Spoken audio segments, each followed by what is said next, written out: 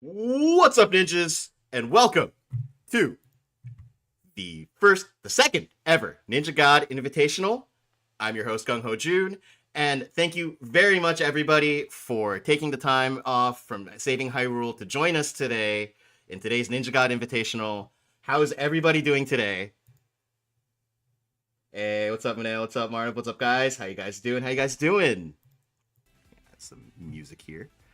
And right. Thank you so much. I'm just so happy that we are here today to see the best Ninja players compete again. Hey guys. And, just so we can get things rolling right off the start, let me introduce my lovely commentators today. Here they are. What's up? Here I'm joined by J-Man777 and Ochi. What's up, guys? How you guys doing? How you guys doing? Doing okay. I know we were talking a little bit about many different things before the stream started, but you're right, June. We are taking some time off from Saving Hyrule to enjoy some competitive Ninjala today, and I'm all for it. Absolutely. I am here for it as well, and I'm excited to see what these players have in store for us today. I am really excited to see how things turn out this time around compared to the first Ninja God Invitational. All right, then let's get right to it. Let me show you guys let's put the full bracket on display for everybody to see so everyone can know who is going to be competing today. And here it is. All right, we've got Group A. We've got 64-star, Antares, Seal, Voltex, Lane, Muneo, NASA F21, and Octostar. And in Group B, we got Dia, Yeon, Bonds, Slash, Muffins, Luke YT, Dynamo, and Gyro. Pretty powerful two sets of groups here. A couple members of FP in here. We have some returning faces. Ochi, as you know, from the Ninja God Invitational 1. Naza looking to get his run back. I know I've been talking to him the last couple weeks. Mm-hmm. He feels pretty confident going into the day, but there is some stiff competition in his group and over on the other side in Group B as well. Definitely, these are some of the best players in the game, in my opinion, that are going to be in both of these groups. All of them here are really strong, and this is going to be one heck. It's going to be one heck of a rotation that we're going to be having to see here. Like you said, we got some FP members, we got some Shogun of Hebe members here, we got the sole member of IP here, with it being a Naza, also a returning player. And we got some really good, strong BR players in general over here as well. So I can't. I'm so excited. I gotta admit, like, I know we all talked about these groups, and we were all talking about, man, we got 16 players. I know we were talking about ranking these players, but I feel like between these groups, I mean, there's definitely a couple. Without a doubt, there's definitely a couple wild cards in these two groups, so it's gonna be a very interesting set of games on both sides going into the final. Because you got to remember, Ninja God Invitational 2, we already had a Ninja God Invitational 1, Ochi, so going into Ninja God Invitational 2, these four finalists, whoever plays in this last group for the finals, is going to be moving to the future Ninja God Invitational 3 that will join the other four that won the first Ninja God Invitational. In fact, actually, beforehand, we actually got both of our commentators to sort of give us our predictions on the day and see our rankings on the day, so you guys can get a better idea of basically, who are the favorites, who are the underdogs. So let's pull that up right now. I'm actually pretty excited to see this. There's a pretty. This is you guys did such a good job with this. You guys. Yeah, this is really cool. Awesome. Wait a minute. So unfortunately, currently we have Colin on here, but he was not able to make it. So Colin is going to be replaced by Dia/Luda. But this is our current top 16 for both of our players. I see that there's not too much disagreement in the top four between Bonds, Naza, Antares, and Gyro. Easily the strongest players in the competition, I would say. However, I have to note, with my rankings, 5 to like 10 is they're such wild cards, and I had no idea how to genuinely place them in order. So I'm like, let me go on past experience with what I've played for them in matches. And I gotta say, in terms of the wild card slots that I ranked, definitely have to watch out for my number 6 pick, Octostar. Octostar is a master of third party in BR and will ruin your day if you are not careful. See, I wish I had to can experience that, but then again, I don't play BR that much. I really should start playing BR more. But from the experiences I had played in BR, I've never really ran into Octostar, so I wouldn't really know that experience. I see. There's like a little bit of discrepancy based on like who you guys have played in the past a little bit. Thought it was really interesting. You guys have one of you has Dynamo length like pretty low, but Jamin, have him a little bit higher than Ochi. Yeah, from previous experience with Dynamo is one of those players that can adapt pretty well. Solid hammer play overall. I'd be interested to see if any of the players today pick up the slash kicks or crush pop, mainly because it is the new weapon. Actually, yeah. I feel that we might see a lot more crush pop over slash kicks. Oh, 100%. Super Flame. Because Super Flame is just too good right now. And I between the two, I think that crush pops is it's the easier variant of the two. So I think people can pick that up a lot faster than say slash kicks. But we probably still see a little bit of both. So that's what I'm really hoping. Yeah, it'll be interesting to see how many players decide to pick up the crush pop. And I like that you mentioned Super Flame because, wow, Super Flame is definitely one of the, well, it's easily the strongest ninjutsu in the game right now. Flat 300 damage if it hits, goes through walls, has a massive hitbox. It is punishable if you catch it early enough, but it is the perfect ninjutsu for third partying. The best third party ninjutsu in the game. So anything that is a katana health or lower, only hammers are safe from the power of that ninjutsu at full health. All right, and we have reached out to, I know one of our viewers may be familiar, we used to have a community-run league called the Elite Ninja League. We actually got the commissioner of said league, Ten Shinhan, to give us his power rankings predictions beforehand as well. Let me pull that up right now. We've got maybe a little bit of changes from what our commentators believe too. Yeah, Tens was very interesting. Right? He's got Bonds down in 6, Luke all the way up to 2nd.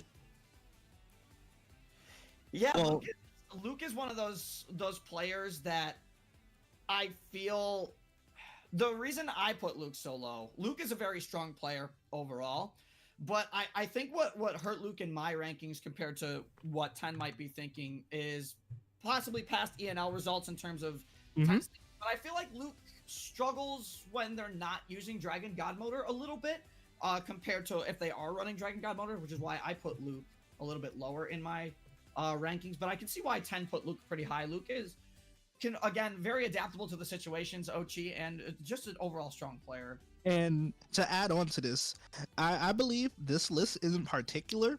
It's about consistency. This list, in his mind, is about the people who are most consistent in what they're doing and especially with their weapon. Because as you remember, back in the days when board was really strong, Jiro was always consistent on board. Absolutely. Like, he knew every route he did. He had everything planned out beforehand, and every time I would see him in a game, this is when I actually did grind BR, by the way. He was always consistently in the top 2 spots.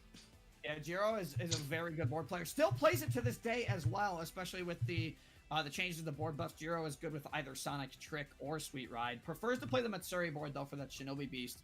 But I wouldn't be surprised if we do see Jiro pull out a Camu plate because large Gum Ghost with the Insta-Bind is just super strong still right now in the game, and you have a very fast charging ninjutsu in the form of Dragon Lord. Which I'm very happy that the changes in Dragon Lord they were really needed. I'm glad it is where it is right now. Awesome. And our players are starting to load in for Group A, which let me pull up a bracket for that right now. As we'll be soon getting into our Group A matches. Predictions for this group? Predictions for this group, I'm gonna say easy top 3, at least 2 of the top 3, Naza and Octostar.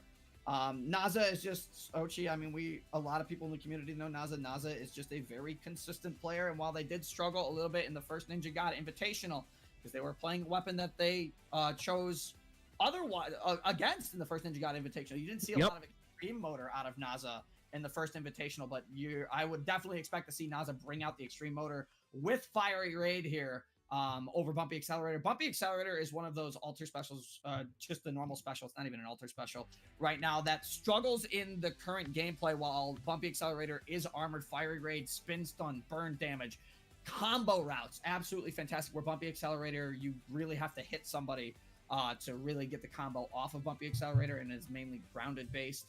Octostar, I wouldn't be surprised if we see Golden March come out with the Mellow, possibly for that Searcher buffs, or just on a standard Trick Ball, or the Caliber coming out of Octostar as well. Well, in my predictions, I also see Naza being in the top 3, but it's like seeing the players all here. It's kind of hard to put into account who could be a top 3. So I would say Naza and Tara Seal, maybe if not Seal, then Lane. But as you said, anything can go. Octostar is really good with Trick Ball. I've seen them play.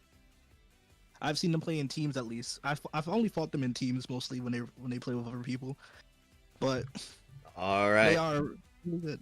But let's get a move on. But it looks like we've got all our players for Group A loaded in and ready to go. Let me give you guys the gameplay, and commentators, take it away.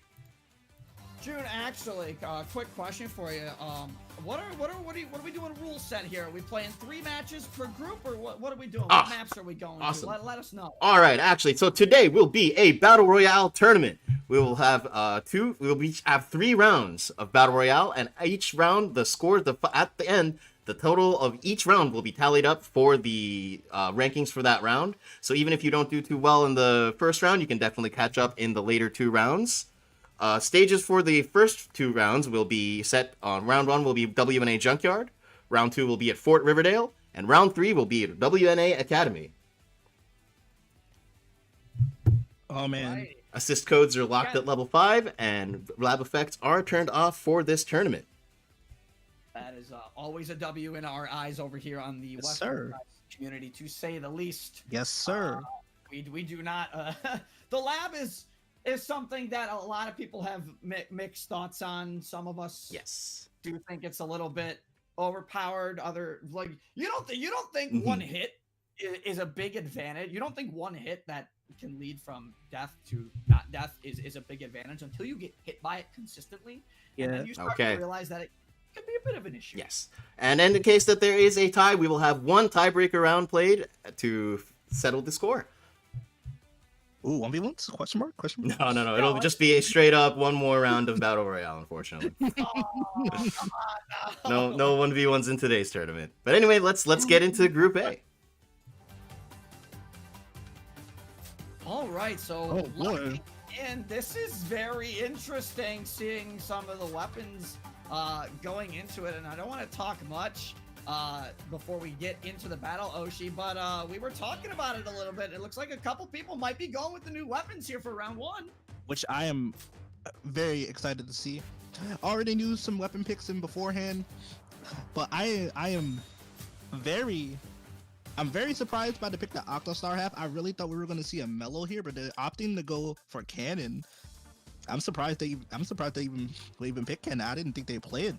I also did not think they played Cannon, so this changes up the entirety of our thought process a little bit, because I don't know how effective Octostar really is with Cannon, and it is the powwow Cannon, so it is Kunai and Super Fling. Yeah, that is a really good BR set right there. So we will be seeing this that specific kit is really good in third partying. So we'll definitely most likely see somebody get showered with kunais and then get blasted into oblivion like it's Mega Man Battle Network.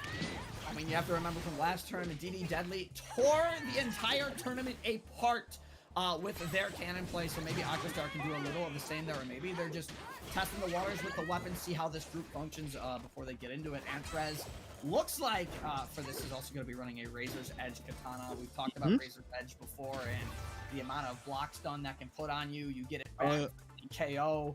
Oh yeah, we already know. Very powerful special. We already know. We've seen so many complaints about how Razor's Edge is such a strong special, how he can easily get E-Palms with it, and that's what makes it even funnier is that it got yet another big change to it. I believe it got buffed as well. So they increased. I believe they increased the hit stun on it. It's the block stun. The block stun. There we go. You block Razor's Edge, you can probably just kiss your life goodbye and you're getting Epone because Katana still has one of the most consistent and fastest break attacks in the game, Yes, and that added they block do. stun does a lot to a fight, especially at certain distances. Razor's Edge is nearly unreactable, so it makes it very difficult to avoid in certain situations. But WNA Junkyard Ochi, probably one of my favorite maps in the game. It's very similar to WNA. Not a lot of spots to hide on this map as we get into it right away, and we're going to be seeing Seal on the Caliber. Voltex, Right and true. variable stance, it looked like, in the background there. Yep. It looks like we might be getting our first fight here. Possibly Seal versus Naza. Seal not opting to actually engage with anybody right now. Just kind of looking Kind around. of scouting out. Yep. Drones, yeah, looking around. Where's that first drone going to spawn? Where can I go where a fight might not break out? Right, so we'll be right in the middle, but we get to see a fight and immediately gets. Who's that? Is that 64 star? Antares absolutely decking 64 star with the Katana as Antares is looking to fight another player in the corner. It is going to be Aquastar. Katana versus Katana. Unfortunately, Antares gets the read and loses the parry, gets wall splatted. So unfortunately for Antares, that is going to be an Epone for Octostar. First blood, I think. And Nazar is going to be defeating Voltex as well as it looked like Nazar was fighting around a drone there.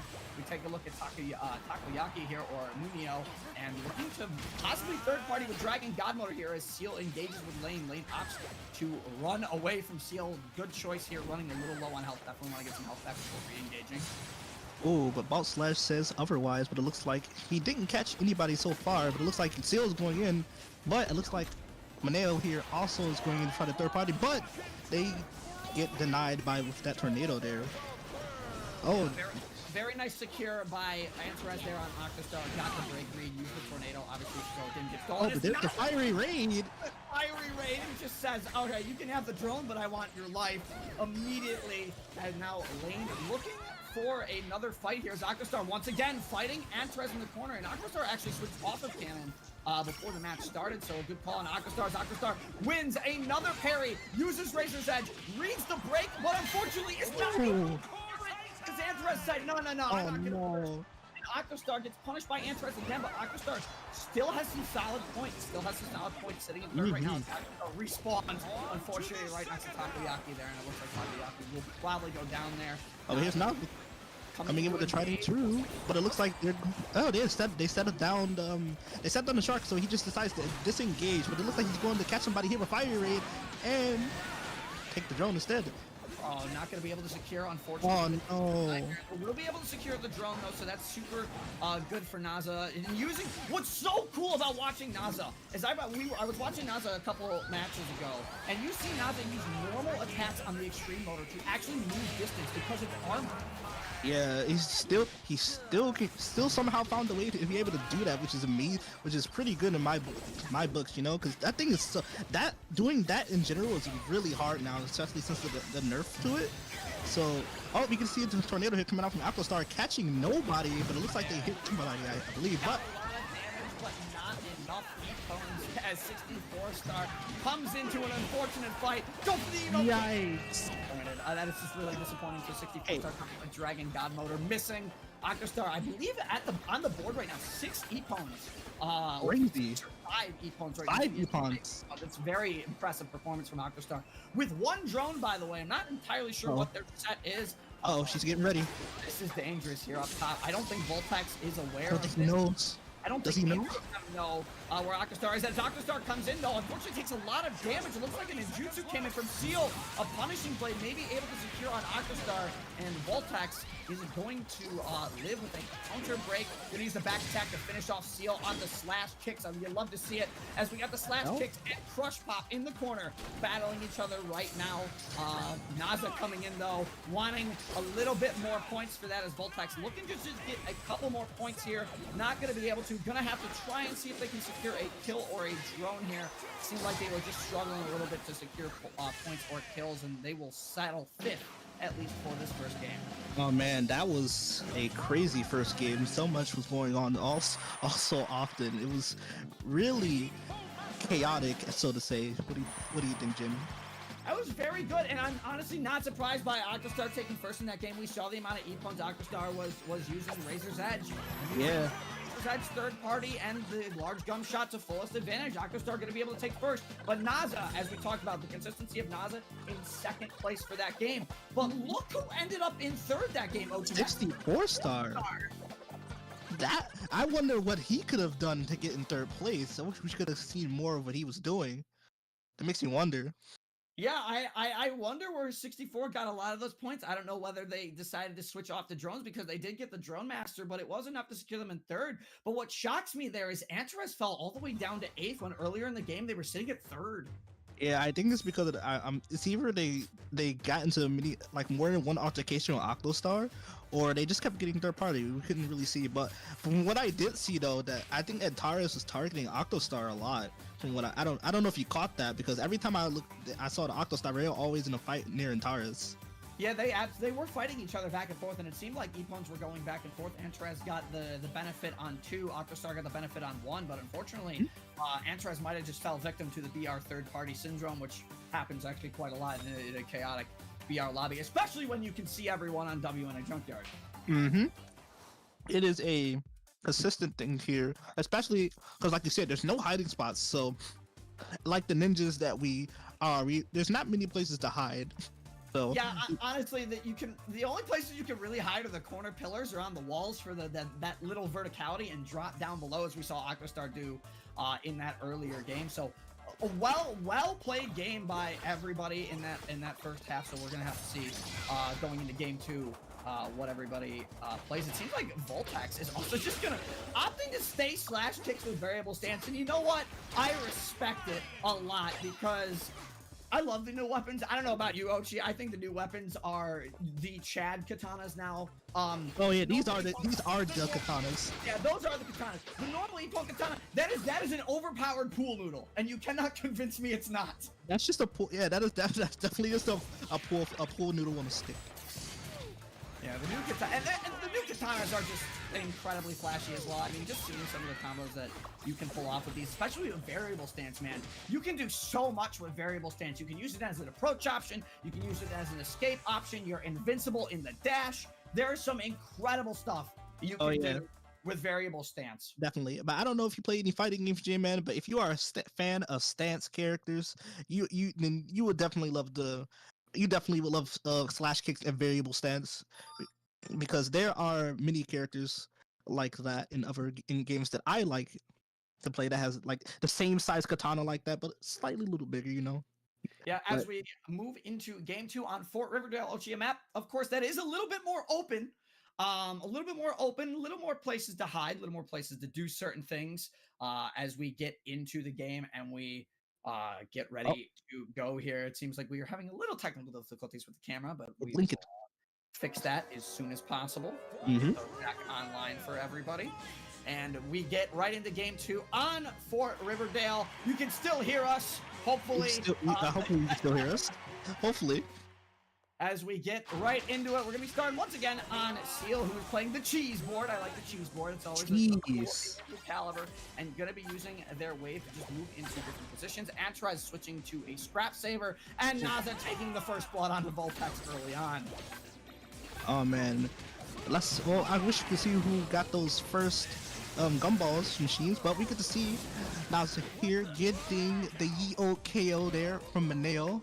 The tried and true Silent Hammer combo there. Yeah, and Octostar is playing Golden Marshmallow here, so a nice first game from Octostar, now able to play Golden Marshmallow, but it looks like everybody is fighting by this drone right now. I see 5 people. Oh my! Antares comes in and just smacks one of them out of the fight immediately. Using that scrap saber with Ring Chop. Ring Chop, of course, did get a little bit of a nerf. The armor comes out slower and it is less effective on block, as Voltex might be able to secure an E-Pwn here on 64 star. Yes, he did.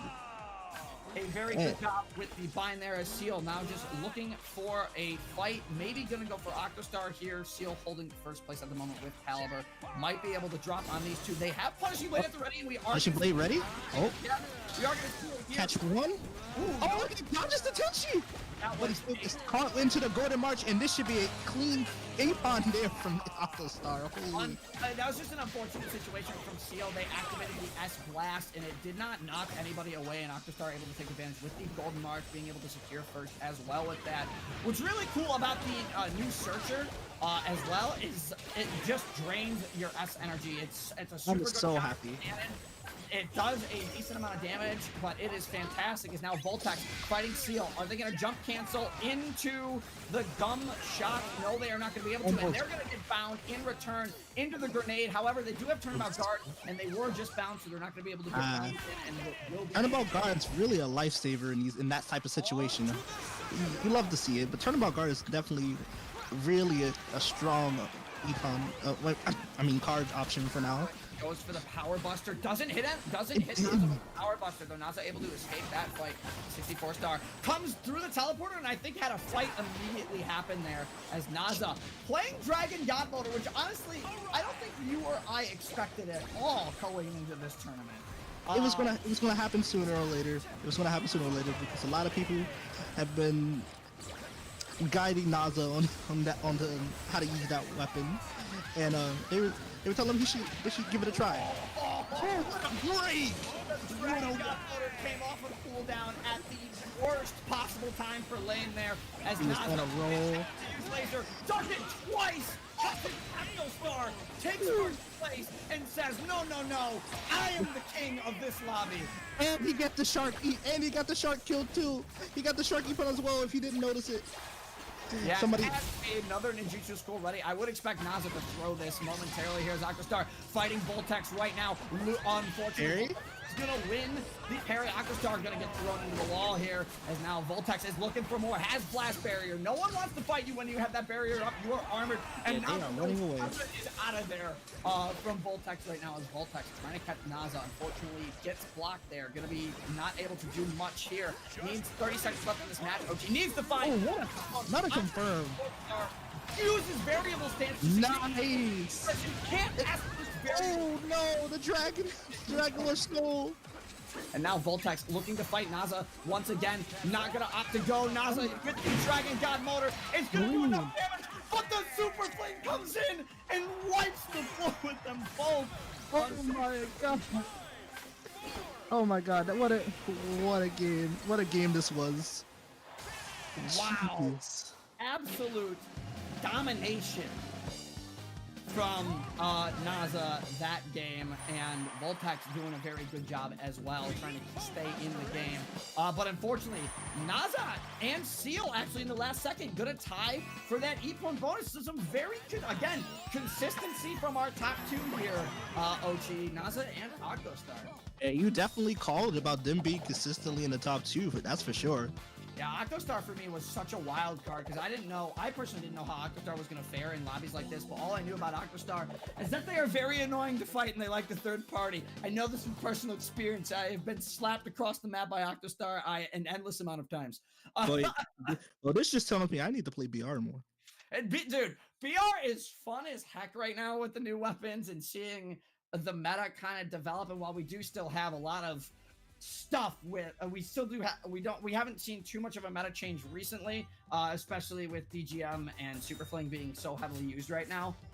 It's still amazing to see these new weapons come in and be able to perform as consistent as they do against our current meta, but the meta in this game right now seems to be changing a little bit. Not as much as I think some of us would like, but it is changing.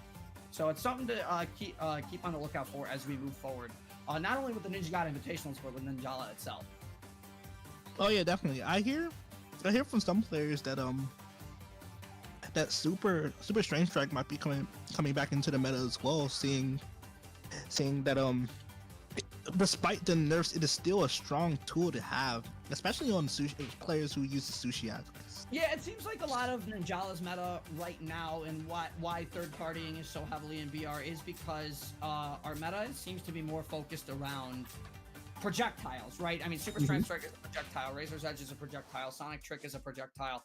There is a lot of options for third partying with these projectiles, and as you said, while Super Strength Strike did get nerfed, it's still a massive hit of a lot of damage, and you can throw that hammer in, maybe catch someone off guard. It's the same concept for Razor's Edge, and then Dragon God Motor obviously is that guard break and that burst break on activation for Dragon God Motor, so that's a big thing as well. Laser is a great shutdown tool in a long distance projectile. So you can see where projectiles kind of take their place in the meta of Ninjala a little bit. Right.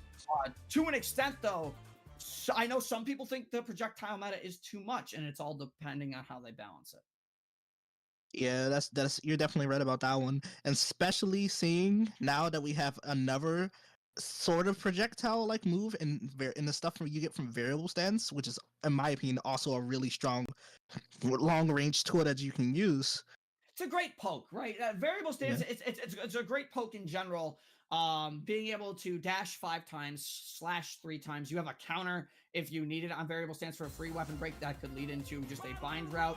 And the Zanshin attacks are amazing. The normal back attack, while it can't be blocked, does a lot of chip damage. But you have a very well balanced projectile in the Zanshin back attack with the new weapons as well, that does it while it can get some kills and put some stun on, does do what it needs to do. It's a projectile, it's a good get off me tool, and something that keeps the weapon, I think, balanced overall with that, which feels really good as we get into game 3 here on WNA. That's going to be, that was going to be a bind there onto Antaraz's Voltax. It's going to use variable stance, and that's a great example of variable stance, because you can actually cancel these slashes of variable stance. The stun lasts on variable stance long enough where you can actually use a gum shot there. Unfortunately for Antaraz, unfortunately for Voltax, was not close enough to actually get the bind off the gum shot there. Oh, and look at here. Yeah, we're getting a lot more crush pop on Takayaki there. Munio, as Voltax looking to fight Seal in the corner here. It is going to activate a burst. Does Elaine have Master of Change? They look like they might have, as Lane going to be getting into a duel here with Seal. Not going to be able to secure a good block though. Unfortunately, it's not going to be enough to get down here, and that will be the demise of Lane with a great attack.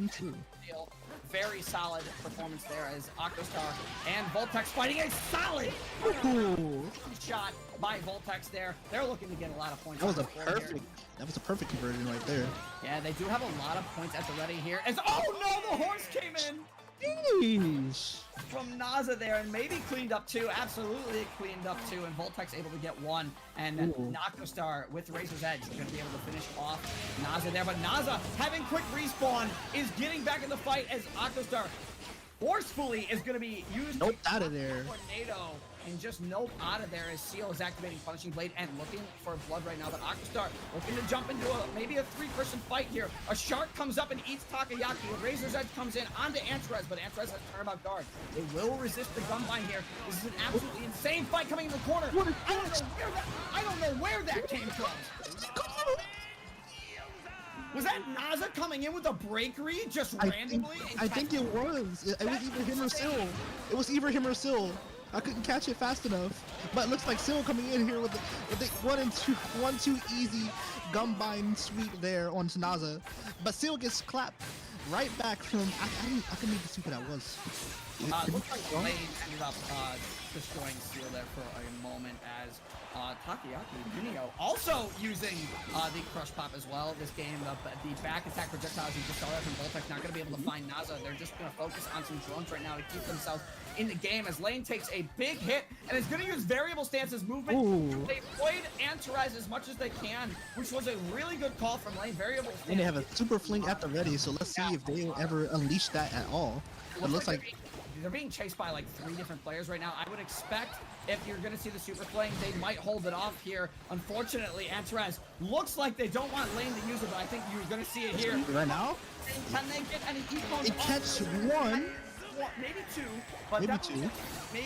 definitely at least one there. And now Octostar coming in with Razor's Edge. That Razor's Edge hit, but they are going to win the parry. Party for Seal. Pushes out though from the grenade, and Lane able to escape Octostar's tornado. Seal, I don't think, went down in that engagement either, as 64 Star is trying to put up a very solid performance here. Seal looking for blood. Great grenade, might be able to bind two there. No, not going to be able to. Uses the break, recall, gets Blasted by Takoyaki, probably. Yeah, it did blast it. Unfortunate situation for Seal there in that game, getting smacked. As 64 Star putting on a really good game right now, as well as they are fighting Naza, but the armor, the spin stun's gonna come in. Turnabout guard is gonna save them, and that super fling is good. Nothing. Octostar looking for blood here. 64 Star kind of needs to use this laser as a more defensive option. Unfortunately gets KO'd from, I believe, the Razor's Edge projectile. Yes, goes down, and that will do it for game 3 in our first move. Jeez, what a game that was. I still can't believe Octostar barely just evades that super flame. That was crazy. That was a crazy sight to see. Whoa. But a triple Epon master here. Holy. That's big for points. All things considered, that's really big for points, as Octostar showing why third partying in Ninjala is just so strong right now with a small projectile called Razor's Edge. Being able to take first, I believe, 2 of those 3 games, but Naza with consistent second, first, and second. Definitely going to be seeing Naza go into the final group. It's going to matter who places 3 and 4, because I think you and I both know, Ochi, who the top 2 are going to be.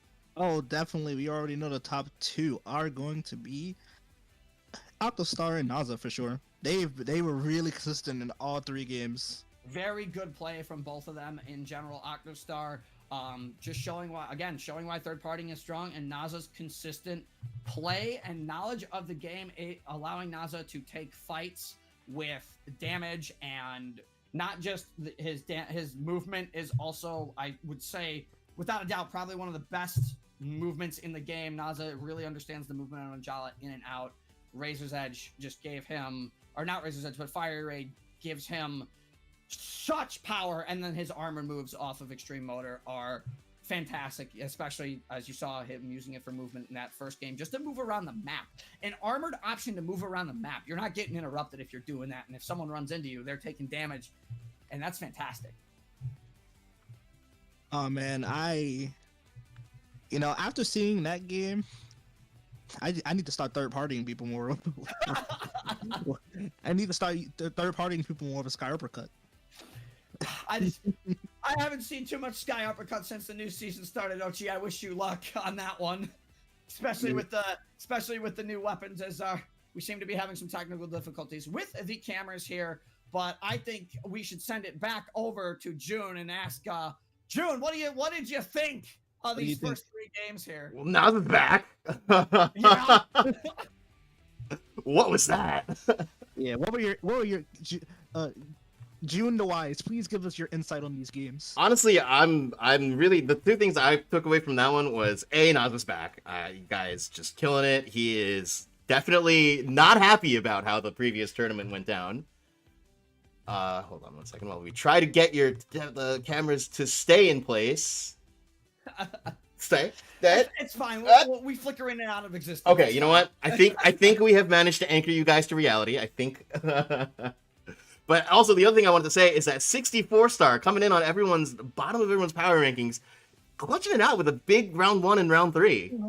Really good performance from 64 Star. Genuinely surprised at 64 Star's performance. I mean, no matter where they place, they have to be proud of that game 1 and game 3. They did a really good job of just managing things in that first and third game. Yeah, I am very impressed by 64 Star, because I was not expecting him to show up and show out like that. Yeah, the other thing I definitely want to talk about has to be Octostar coming in. Was he using the new weapons, or were they using the new weapons?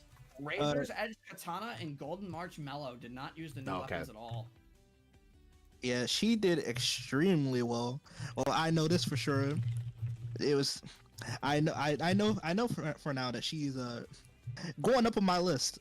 Yeah, she's going up. I put Octostar at the middle of the pack mainly because we had such big heavy hitters Yeah. But I think seeing that performance now, I think I underplaced Octostar in my personal ranking a little bit. We both did. You and me for sure.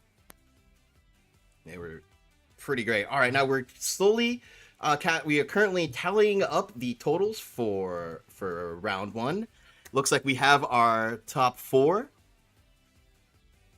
All right, lay 'em on us. As Ochi and I flicker in and out of the astral plane once again. We're like light bulbs. We keep going on and on. Discord, please. Happens. All right, coming in 4th place, we've got Antares at 14,349 points. Very nice. Coming in 3rd place, we've got Seal with 15,915 points. Mm-hmm. In 2nd place, we have Octostar coming in at 21,578 points. And to nobody's surprise, as you said, June, NASA F21, 24,450 points. He is back with a vengeance. Absolutely. The one thing I also want to point out in this one is that top 4 was between 14K and 24K. A lot of discrepancy there. But between 5th and 8th, it was basically only 1,000 points. It was Voltex at 12,000 points and 64 Star at 11,000 points in 8th. It's very close down there. Oh man. No, good job to everybody who participated in Group 1. It was not going to be an easy group going in with such heavy hitters. And even if you didn't make it, I mean, you should be proud of the performance you did. Voltex opted to play the new weapons the whole time, so you have to commend them for that. Yeah, you have to give them some respect for coming into a tournament that they know was going to be more projectile and more focused on what our current Ninjala meta is, and still being able to pull out a 5th place performance with the new weapons, and not even the one with Super Fling, which is amazing. It was the Put some respect on him and his slash kicks. Honestly, Yes. I'm like really excited for any future tournaments as like, he gets more and more mastery with this new weapon. I mean, he's confident enough to whip it out now. He can't even what's going to happen in later when he's got even more practice with the weapon. Oh yeah.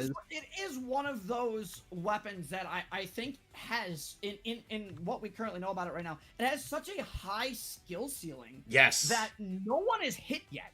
We are still discovering new tech and new movement options and some really cool stuff you can do, especially with the Zanshin combos, the EI slash combos. I mean, they are absolutely incredible. It allows for so much variety in your combo routes that I think other weapons are lacking in this game right now. Yep. We're only a few weeks in, but I am excited to see how people use that weapon. I'm so excited, and I'm so excited to see how people are going to be using that weapon. I can't wait to see more people pick up the weapon and try it out. It is such a fun weapon to say. And yeah, a fun little thing that I found out actually the other week is that when you activate variable stance, you immediately can do an input, which means you can immediately input counter the moment you press. Oh yeah, I don't know if you saw the clip that I made of that actually, because I was testing out against Power Buster, and like. Yeah. It stops Power Buster and you don't get weapon broken, but the Power Buster does. It's so sick. Yeah, like the frame before it hit down, I immediately did variable stance in the counter, and it broke their weapon immediately. I was popping off. How a weapon break attack gets countered by another weapon break attack. That's mainly just a counter. Who knows? But I'm all for it. I am all for it. That means I don't have to get my weapon broken 24/7. Yeah, that counter stops anything. Even if your opponent decides to fire like a razor edge at you from a potential like range where you could react to it, you literally can variable stance that. If that razor edge hits your counter, you're flying right to them, and if it's close enough, it's breaking them. Mm-hmm. So there's a lot of cool stuff. And we see here the new graphic on our group finalists here.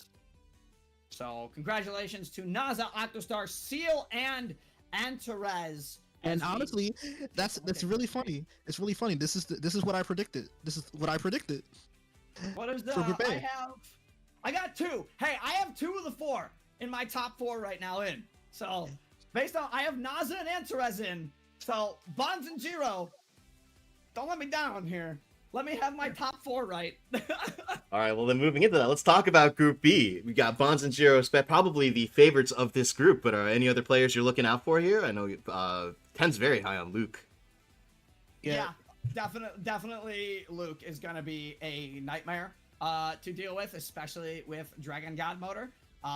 Again, DGM is a very powerful alter special right now. You're able to weapon break with it, you're able to break S-Burst with it, and essentially you can get it back by doing damage or using back attacks. I forget the ability specifically that brings the special on the Popeye Cerberus back as fast as it does. But you can use DGM as a start, and if you do enough damage, technically you can also use it mid combo.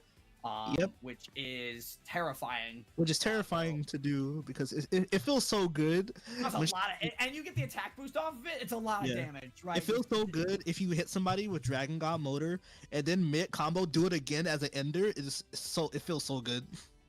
Yeah, so Luke's definitely gonna be someone to watch out for in Group B. Yayan, who I have not seen play in a while, might be a sleeper here. Definitely a sleeper pick. I know Yayan's more of a teams player. No, he does play some BR.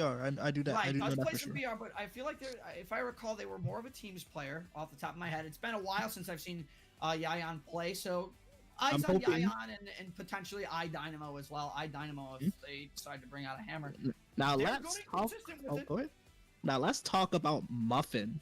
That's another face we haven't seen in such a long time. How long has it been since we've seen Muffins play? The last time I saw Muffin in anything is probably I do actually see them in teams from time to time. They're usually in a duo in teams, but that's the only time I've really seen them. But the last time I've really seen them in anything was like in Ninja Versus. Yeah, that's wow, it's been that long. Like Naz's awesome series, Ninja Versus. If you haven't seen it. All right. Well, looks like we've got, on that note, now we've got our Group B loaded up and ready to go. So let me give it to our commentators as they go through our loading screen. All right. Now, we might see some interesting weapon picks going into this, and I see it right now. And I didn't mention it at first, but if we were gonna see Yayan play anything, Yayan's an Asakusa player. Yayan, no, he is not an Asakusa player. He is the Asakusa player. And especially with these buffs to Gum Searcher and the bug fix, hopefully the bug fix to Shinobi Beast, we will definitely be seeing some high octane Shinobi Beast action.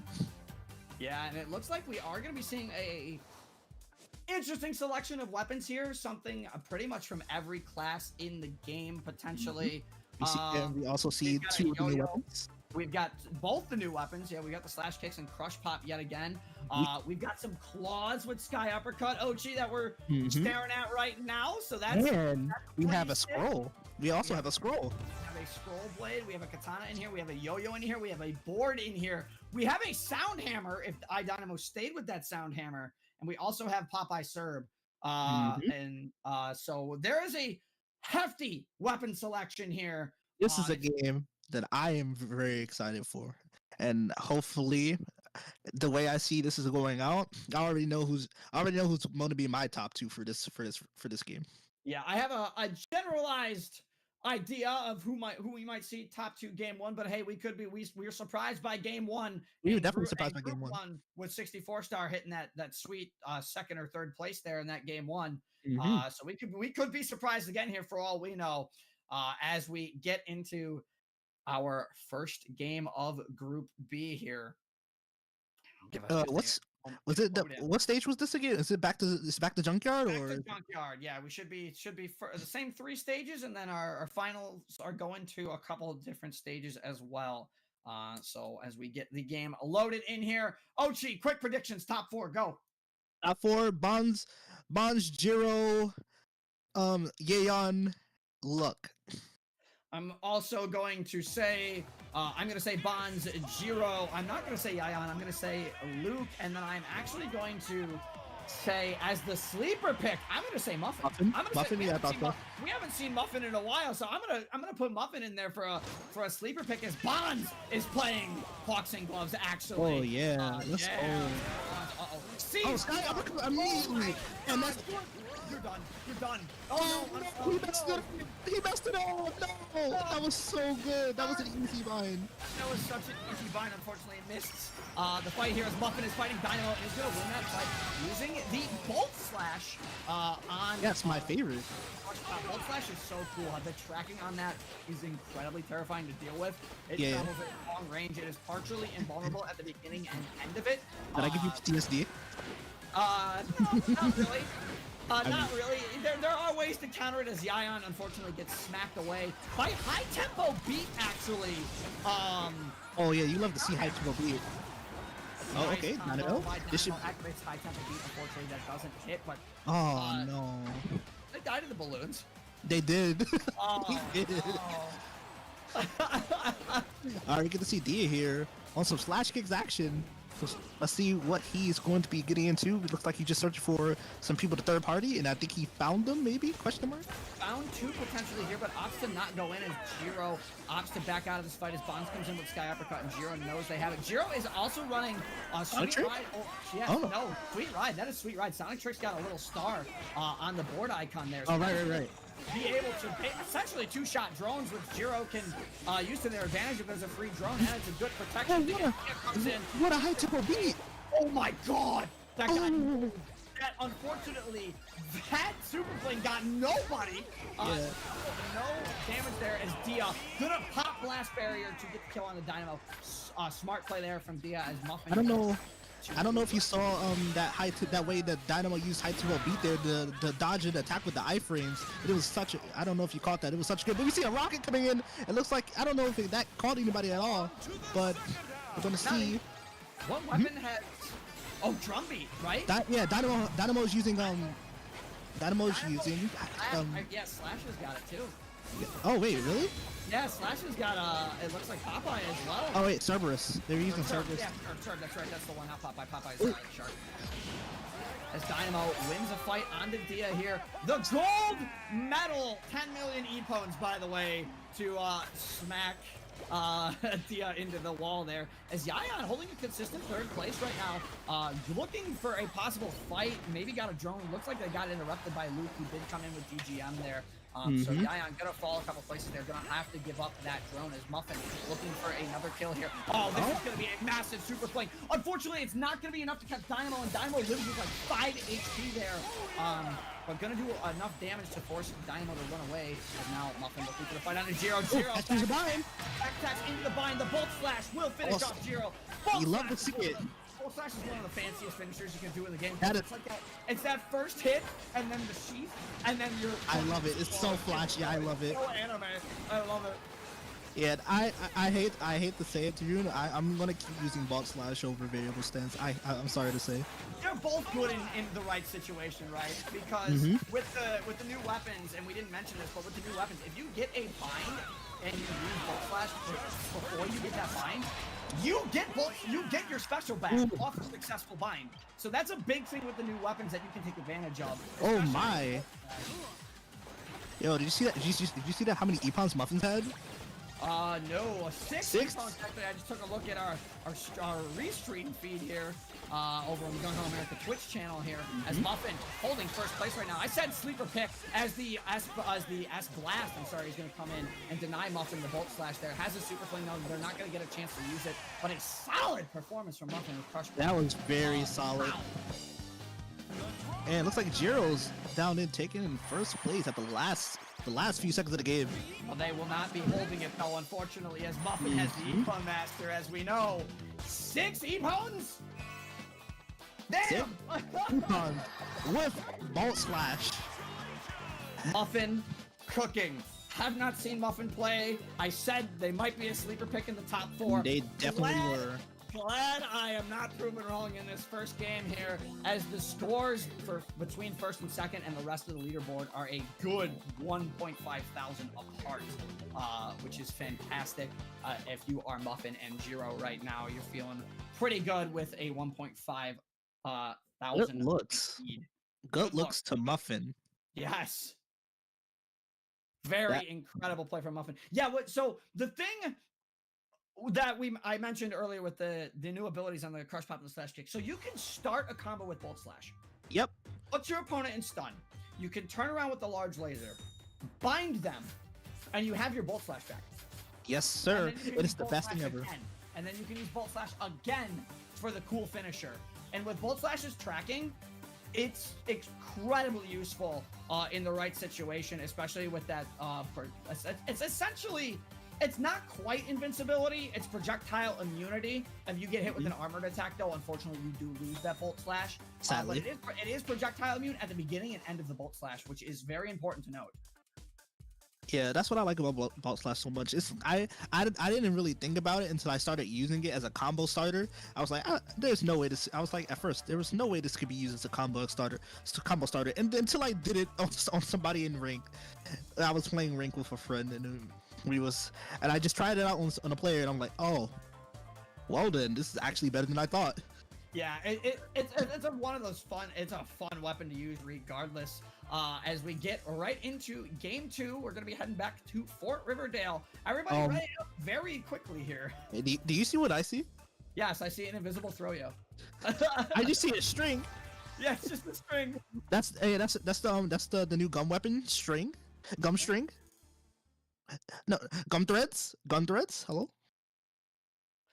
Got the dude. Imagine having like. I still want a kunai with chain. I guess that's a yo-yo. Technically, kunai with chain. That's what the yo-yos are, right? It's the kunai with chain, essentially, of Ninjala. I'm interested to see like what they do coming up with other like third classes of weapons because like actually.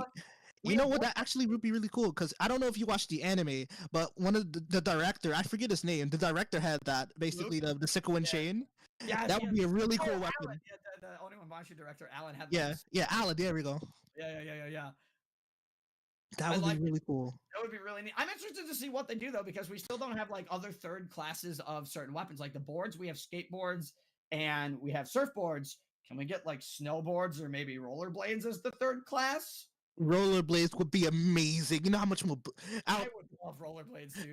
I would be blasting Jet Set Radio music. So would I. It's not even close. I would actually love to see a weapon like that. Yeah, roller. I feel like rollerblades would also fit in like it's not a board, but like it would fit in the mobility of what the board class is. So I think that would be cool. What we would technically need to get like a third claw type because we don't really have a third claw type yet either. I would like Tonfa. I think Tonfa would be kind of neat. It would be. I don't know how you do it, but that's besides the point. As we get into game 2, Ochi.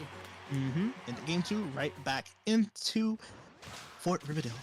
Let's see how we do. Bond's gonna be playing Dragon God Motor from the looks of it here. And it looks like we already got a gun buy-in. He immediately got a gun buy-in with Dragon God Motor. Yeah, and got an early E-pwn there as they try and catch Slash with Dragon God Motor again. They do have it ready, and they are going to choose not to re-engage. Was there 7 people? Did we have a DC as the room was loading up there for a moment? I wasn't entirely sure if I saw that correctly. But we'll see as the game continues to go here. It probably won't count if there was a DC early, but that is okay. That's A-okay.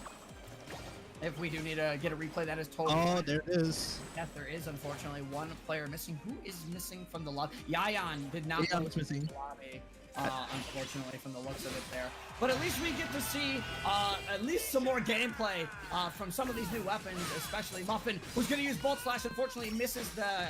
gets the catch on the Dia, actually. He's going to win the parry. Are they going to go for the Zanshi? They did. Yes, they did, and get a solid big weapon.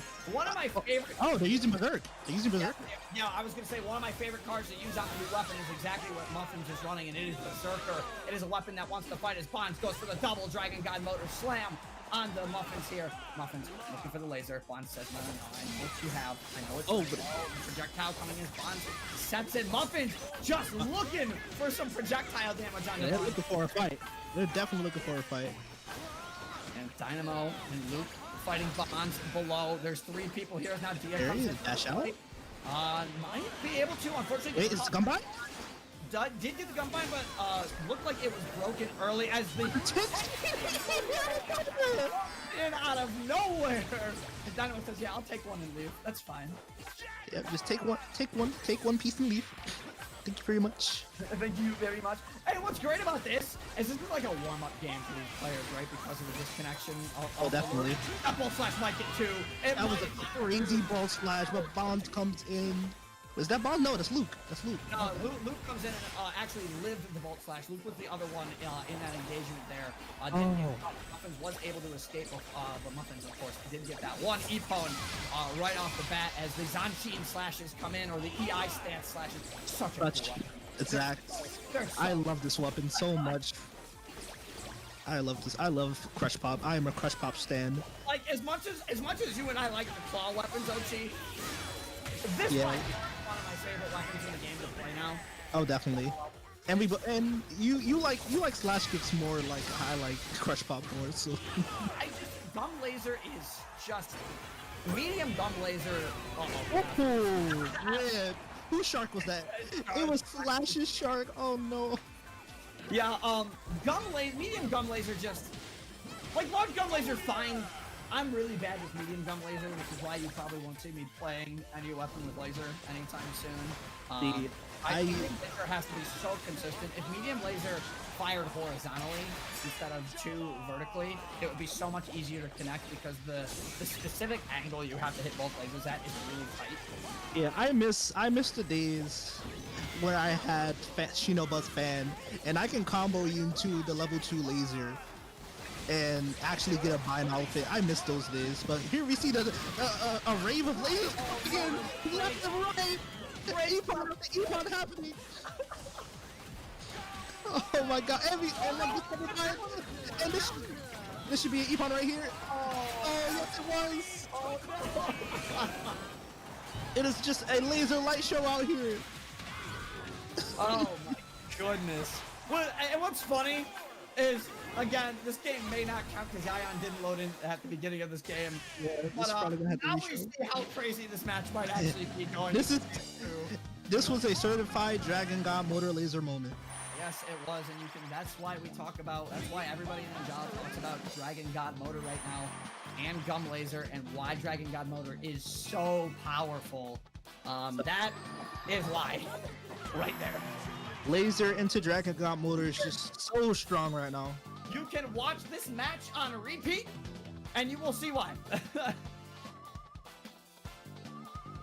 So many Epones. As our commentators have mentioned, unfortunately there was a disconnect in the beginning of the round, and as the disconnect occurred before, let me double check the total. The disconnect occurred with less than 200 with less than 238 more than 230 seconds remaining in the match. We will have one more rematch, and if there's another disconnect, we will continue as proceeded, and the next rematch will count. But this previous match will not count, and we will replay the game as Yayan reconnects. That is. You've heard it here, folks. Yep, you heard it from June 1st. So one replay is better than no replays, though. Yes, sir. So it's just a rule. And sometimes you just have to deal with it. Even in other tournaments that I've commentated for, disconnect rules are there for a reason. More than one, and they gotta continue. The show must go on, as they say. Show must go on. Okay, we are. Man, this replay is still gonna be. This replay of this match is gonna be crazy, though. Oh yeah, I'm definitely gonna be looking over this with the crew later. Yeah, the what was there, 3 or 4 Dragon God Motors in that lobby? Definitely Luke, 4. Luke, Bonds. I hope the devs are gonna look at this. Also, can we just talk about how you guys immediately cast your curse to Dia as soon as you started game 1? You're like, oh, he's got this, it's over, and it was not over. It was not over. It was not over. I was just dying. I'm like, oh no, why you gotta do him like that? Dia got caught out using the trying to use Master Change there, because if Master Change those green circles appear, everybody can see those until those are fully done appearing. So in that situation, in that first game, June, Bonds caught Dia out using it, but unfortunately messed up the combo route with the boomerang and was not able to secure the Epone there. Oh no, the drop. He missed. What he could have done instead of the back break attack, you could just did a normal attack and it would have came back immediately. Would have came back immediately. But, yep, because the boomerang timing is based on the attack input, which is very interesting. Actually, what I do actually when I use boomerang, I hit them with the boomerang. So I do back attack. Well, if I hit them, I do back break, then boomerang, and then charge. Because as I charge, the boomerang comes back and it instantly binds them. Yeah, that's wide charge. Yeah, the wide charge. Yep, I knew exactly which one you were talking about. That's such a cool idea. I do. It's very consistent. It's very consistent. It is super consistent. My personal thing with boomerang, I like to try and put boomerang at the proper range so it hits them both times. So like, okay. So you like to get him like right at the end, so it hits him like right at the edge, so it hits them both really quick. So basically, how I do it, so I do boomerang, then back attack, then I do a short wide attack charge, so it knocks them up, hits them into the boomerang, and then I can confirm my Epon with that. Yeah, indeed, yeah. The Poxings are such a cool combo. I wish more weapons had boomerang.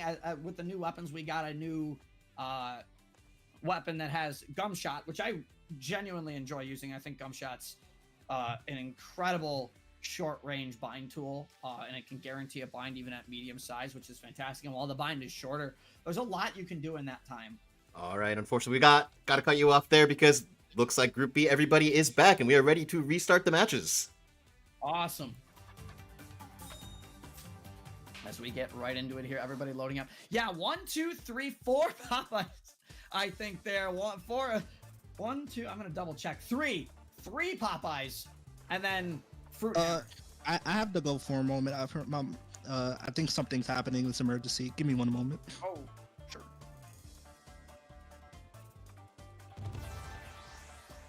Well, I guess I will be nonsense. I will tap in while Ochi figures out his emergency.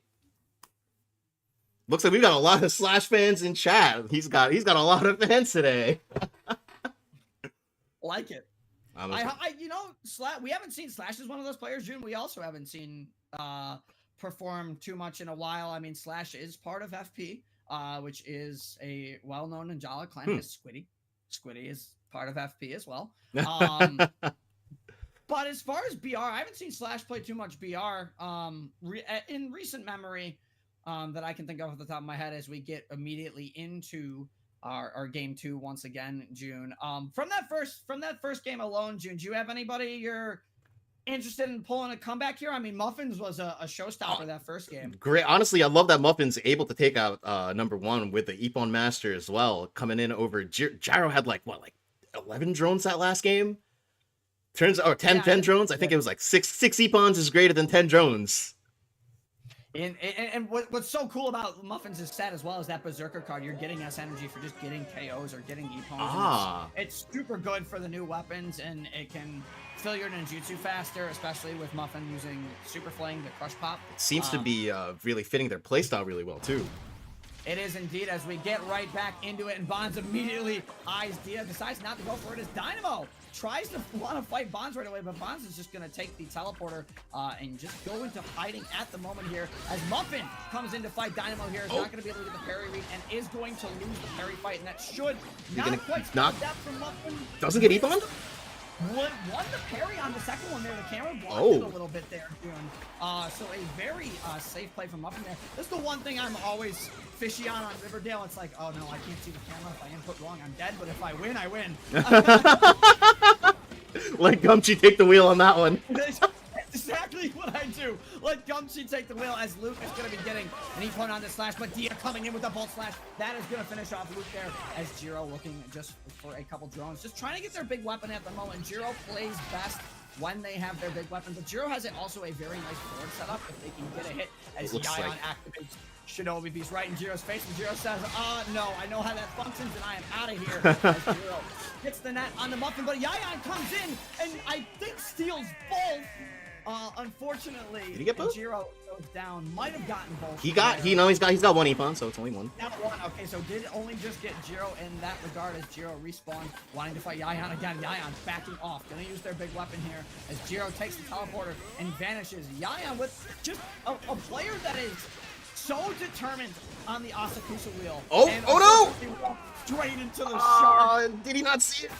I don't think they saw it, unfortunately, to the last minute, as Muffin gonna go for a break read there, not able to get it, but gonna opt to just re-engage, has Super Fling at the ready with Ninjutsu stock, so they are gonna be charging up that second one there as they look for another engagement. Might be able to catch Slash off guard here as Jiro's here as well, using that back attack as an entry tool just to do some chip damage. Can as he Slash finish sets the No, he cannot. no, as Slash is gonna set the scroll down, and Muffin's gonna fire the Super Flame to get nobody, but it did do damage to Luke, who will die with one more hit, and Muffin will secure that as well, June. All right. Swap over to Dia. Let's see how they're doing. Dia's in second coming in. What has he got right now? He's got 3 and 3. Ooh, all right, 3 and 3 is super good, as they are also, I think, maybe going to get the Judgment Gun. They are going to get it. Not able to connect off of it, though, from the looks of it, as they are just looking for any fight right now, or any points right now that they can get. As Jiro, no. Oh, that's just so unfortunate as you slashed into the Shinobi Beast from Jiro. That's just a small mistake, but it does happen as Yayon's Beast is also active. Maybe looking for a drone, or maybe waiting on this fight. Oh, he's here. looking for Slash. He's looking for Slash. Oh!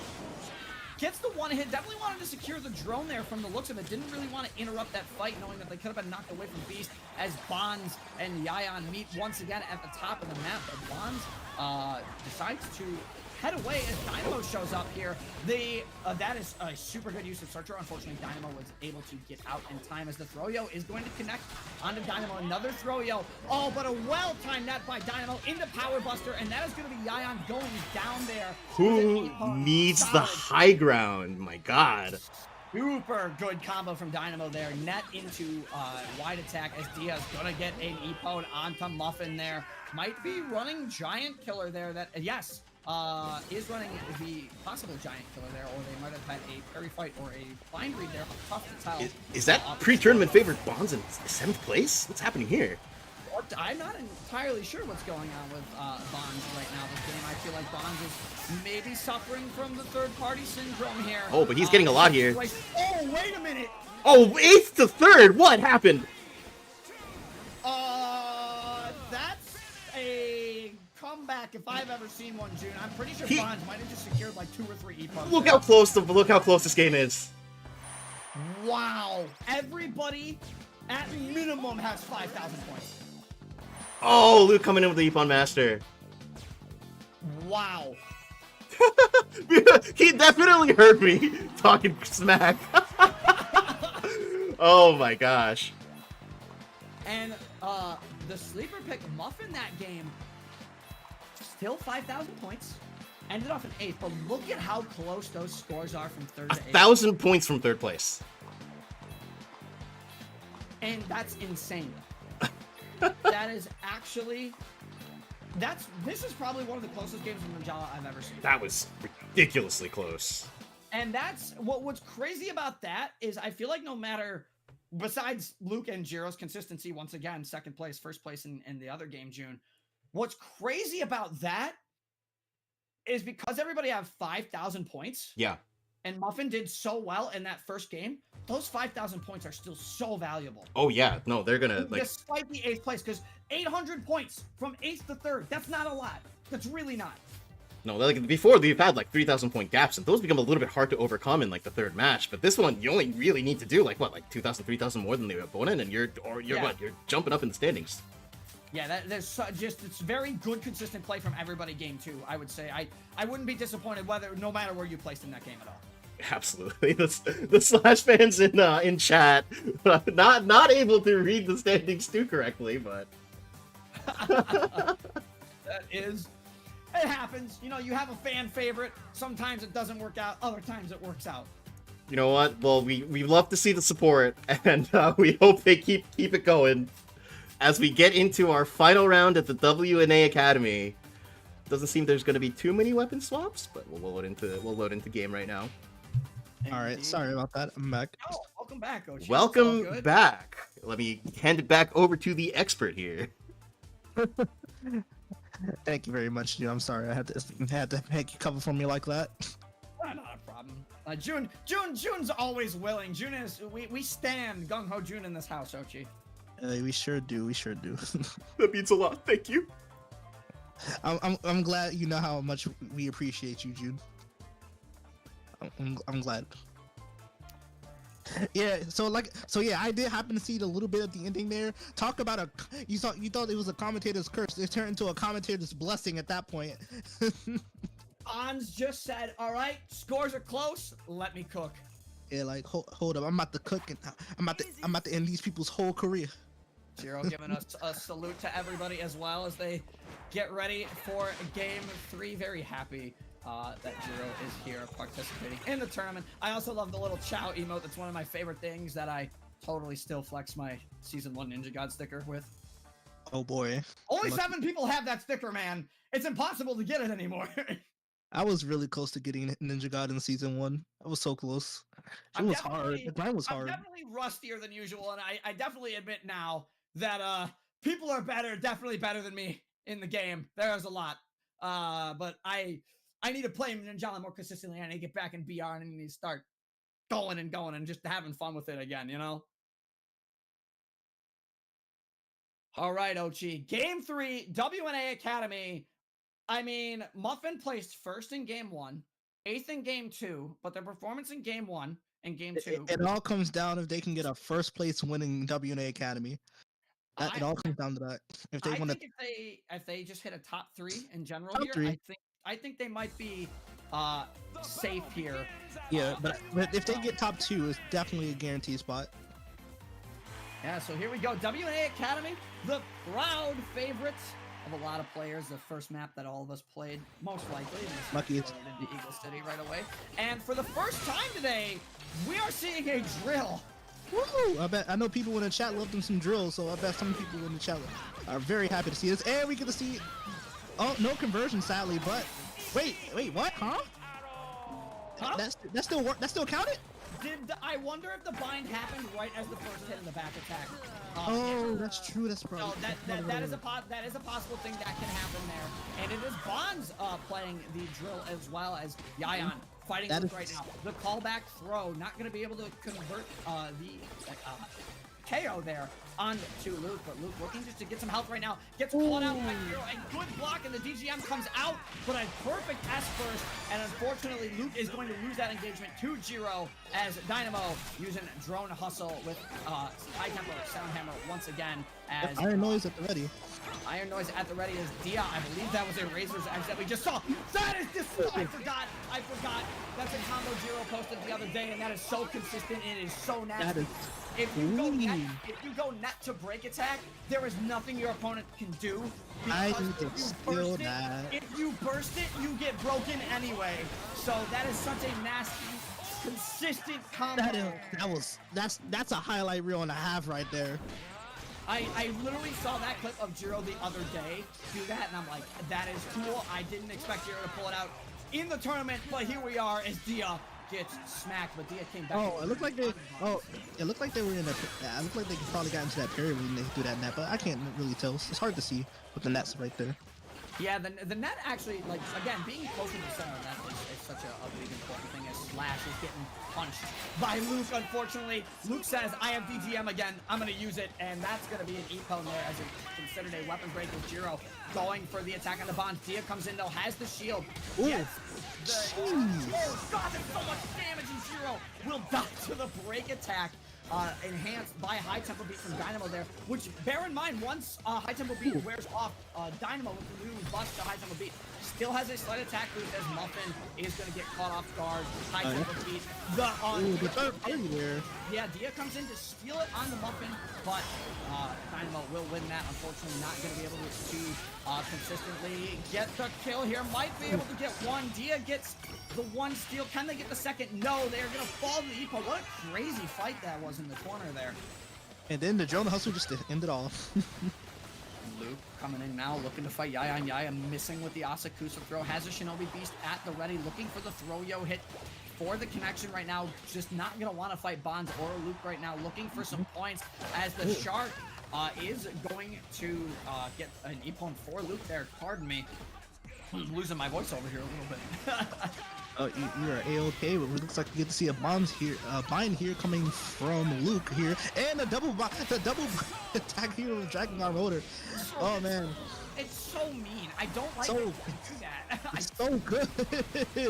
I really, that's the one, that right there is why people don't like DGM. It's the fact that you can do that. You can And just even bind if- into break. It's so Yeah, so even- consistent. Even if you don't burst it, you still die.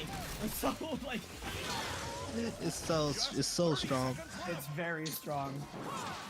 But hey, it's been, in my opinion, it needed it because you know, if you remember, Popeye and Surrey used to be one of the weakest weapons in the game at one point. So it gets the strength. It got the strength it deserves.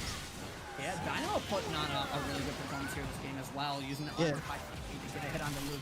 Uses the back attack. Will it bind? Yes, it will. Dynamo Nice. huge Epon onto Luke there.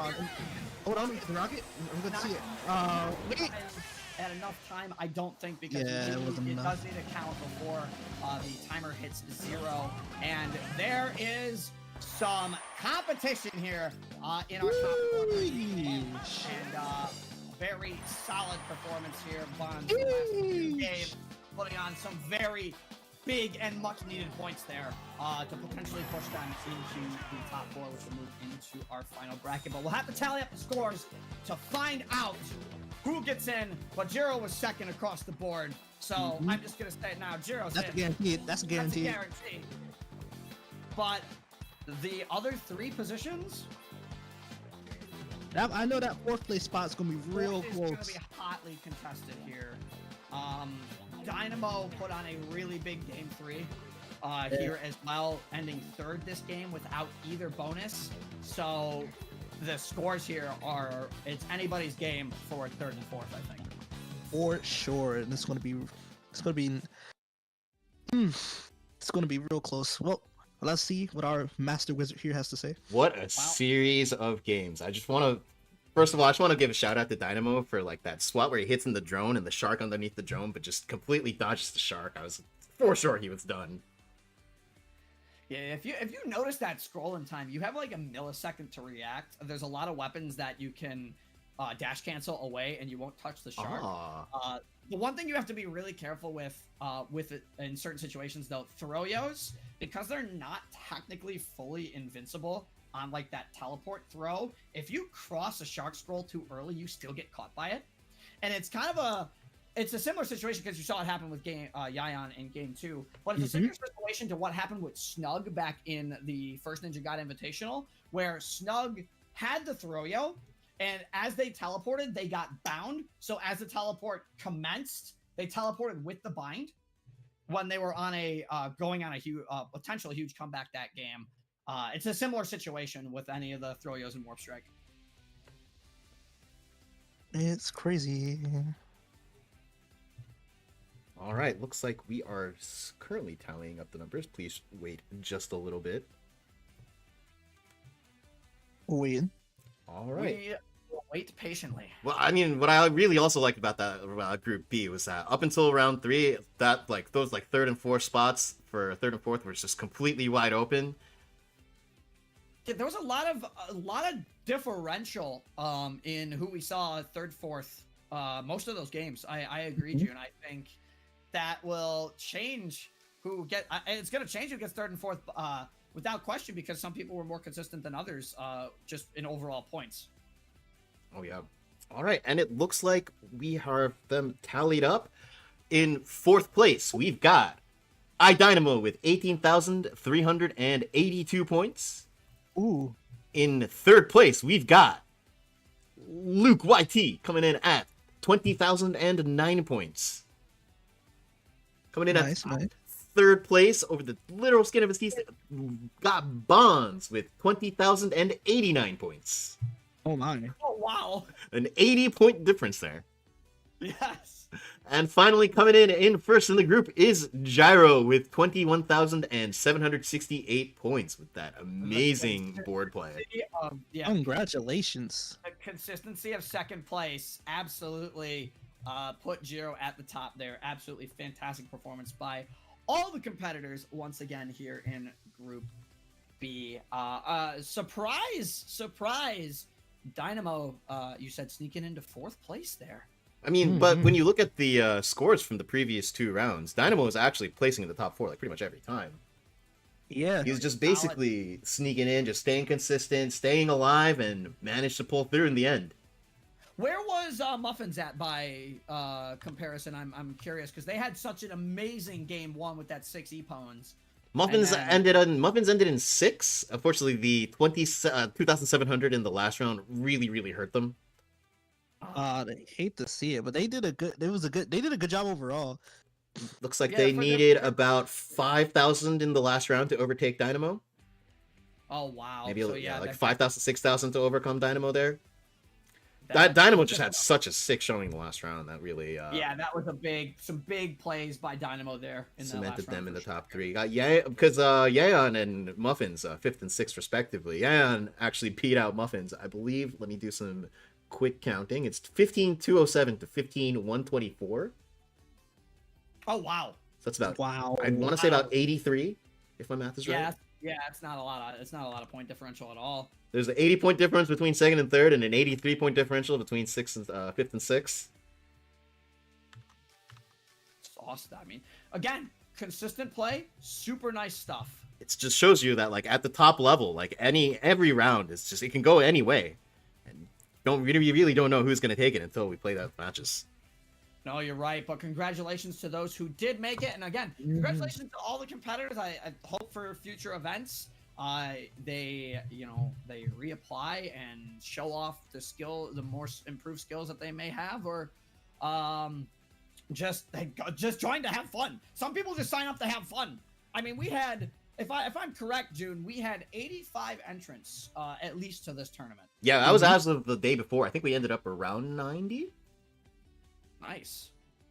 So let's Yeah, get- so a lot of people wanted to try their hand in, and if you didn't get selected, there's always next time. I mean, I saw a couple names in there that I were hoping were gonna get picked, but unfortunately didn't. I mean, I saw Kamari was in there. I'm pretty sure. Who else was in there, Ochi?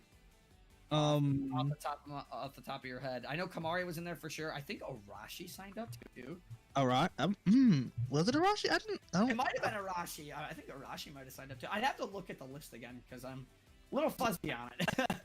Yeah, my brain is not computing the name, all of the names that I see in there because such a big list. Absolutely. Shout outs to the chuckle I got looking at the graphic though, because Dexter YT had 3 entries.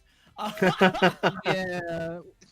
I don't know if that was a form error or they submitted it 3 times, but it's funny regardless. I hope they submitted it 3 times just because of that. I hope they submitted it 3 times. This is really fun.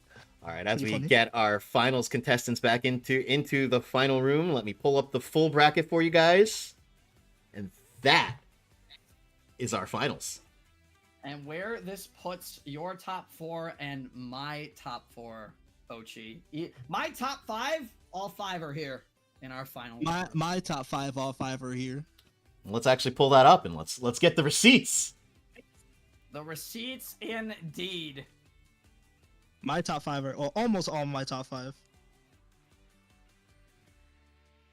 I said I honestly didn't know where to place Dynamo when we talked about this earlier, Ochi, and I'm glad to see that Dynamo, while I did have them 10th, they were such a wild card pick for me. I had no idea where to put them on the list. So I'm just like, you know what? Middle of the list. Oh wow, Ochi has a Dynamo all the way down in 14. Look, see, I my list is mostly because of the fact of how often I played against them. That's what I base my list off of. Can confirm Ochi has cooked Dynamo more times than one then. Oh my Have gosh. I? I don't remember this. Stop putting memories inside of my brain. Oh man, look at that Dynamo, Seal, Antares, and Octostar coming in to, round out the top 8. Any surprises in here other than Dynamo?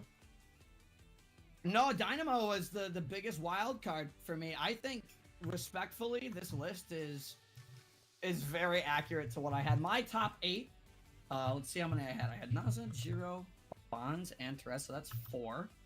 I had Luke and Octostar, so that's 5 and 6. I had Voltex at 7th.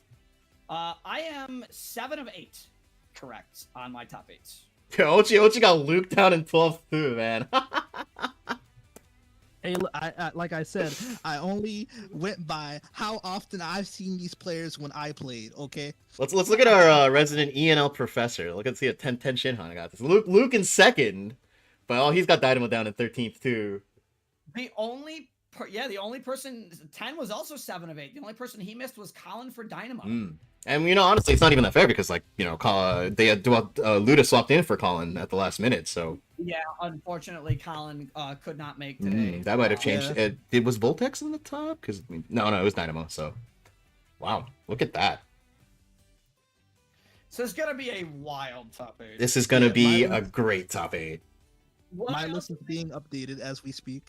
What I think is so scary about this top 8 in general is you've got 2 players in here that are really, really good at third partying in the forms of Octostar and Luke. But you also have 2 players in here, 3 players even, 4. The rest of them. Everybody else is good all around. There you go. Everybody is so good. Naza's okay. There's 2 that are really good at third partying. It's Luke and Octostar. There's 2 that are super consistent, and it's Naza and Jiro. And there are 3 that are just good, or 4 that are just good, and it's the rest of them. and they will adapt on the fly. So this is just gonna be a crazy top 8. Honestly, I don't even know where to predict. Nazo is just so dominant in Group A, but just the feel that.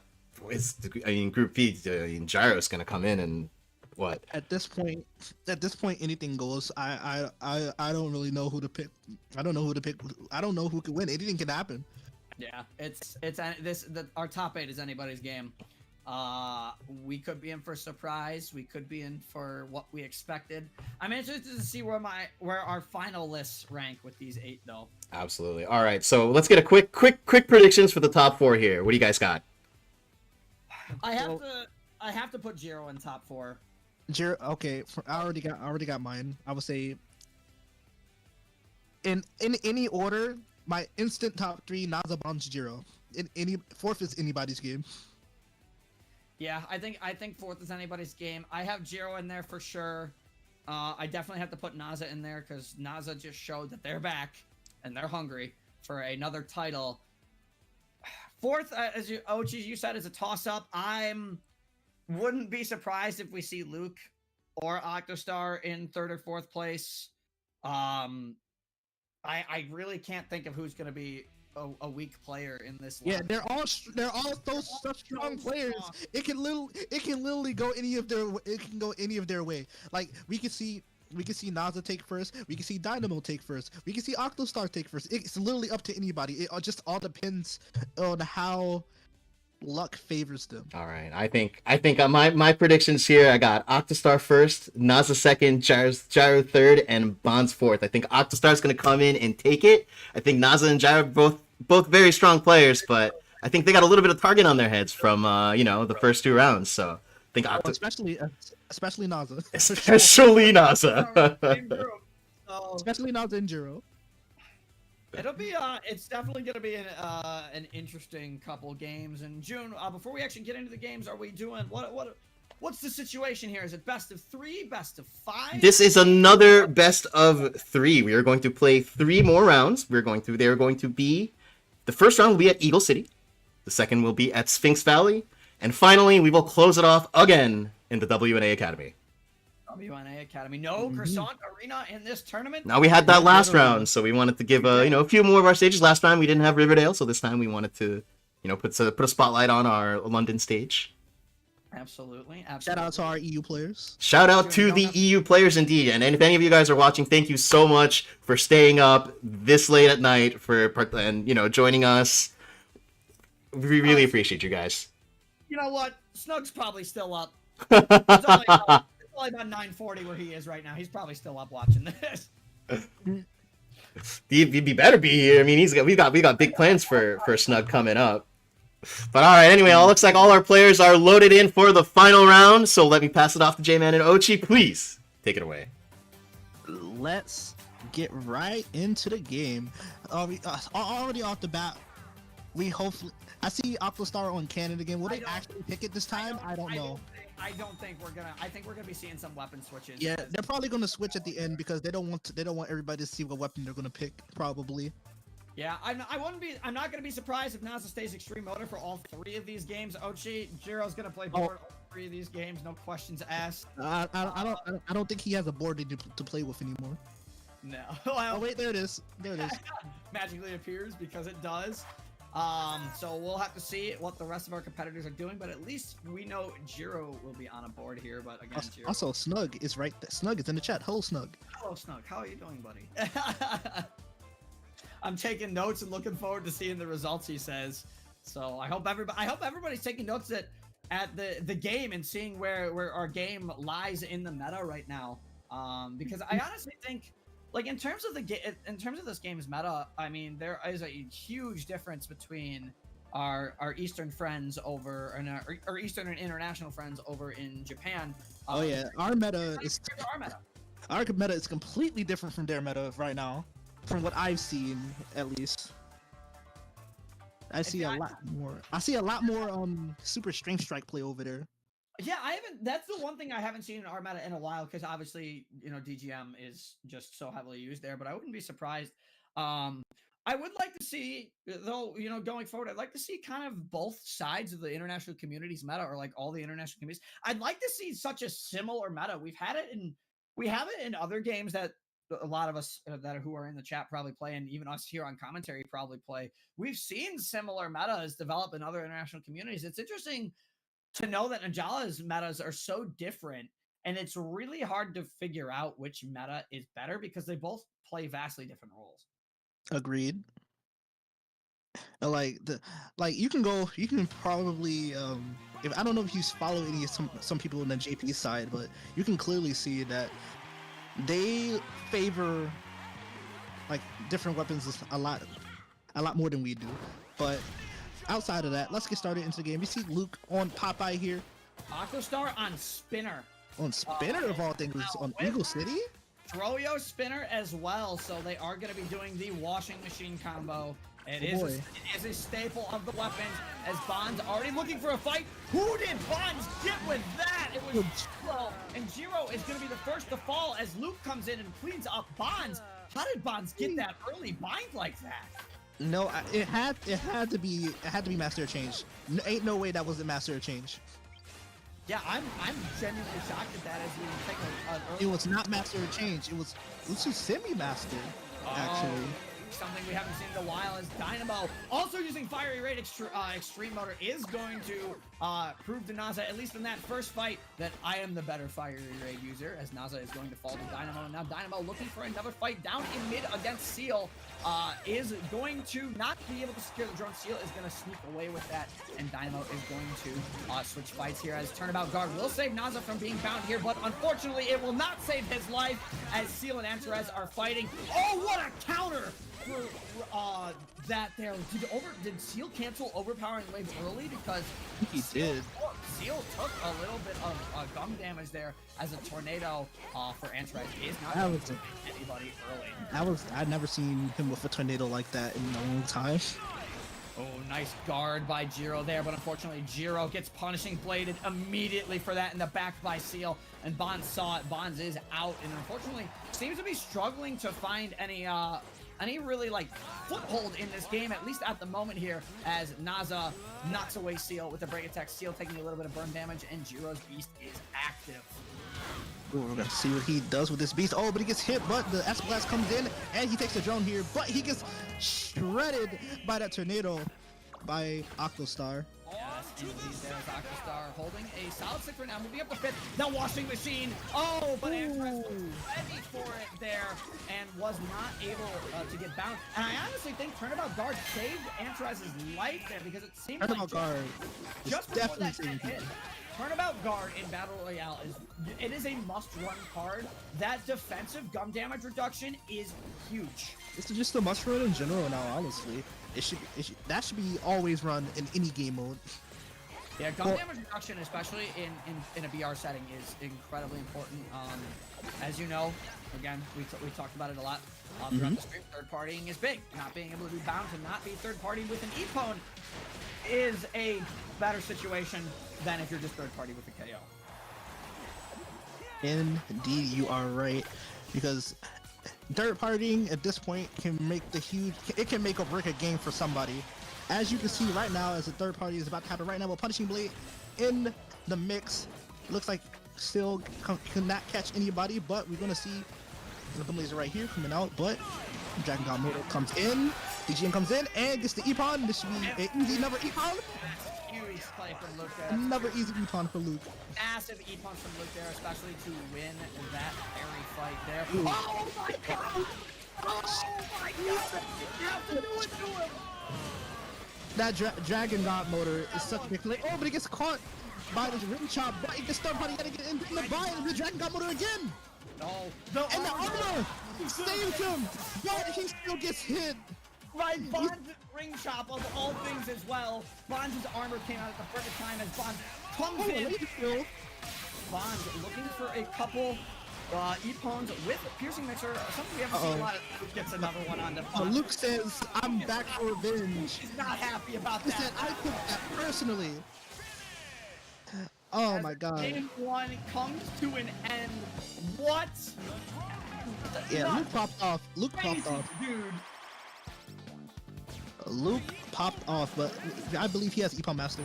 No. Doctor has Epon Master. People that have Epon Master.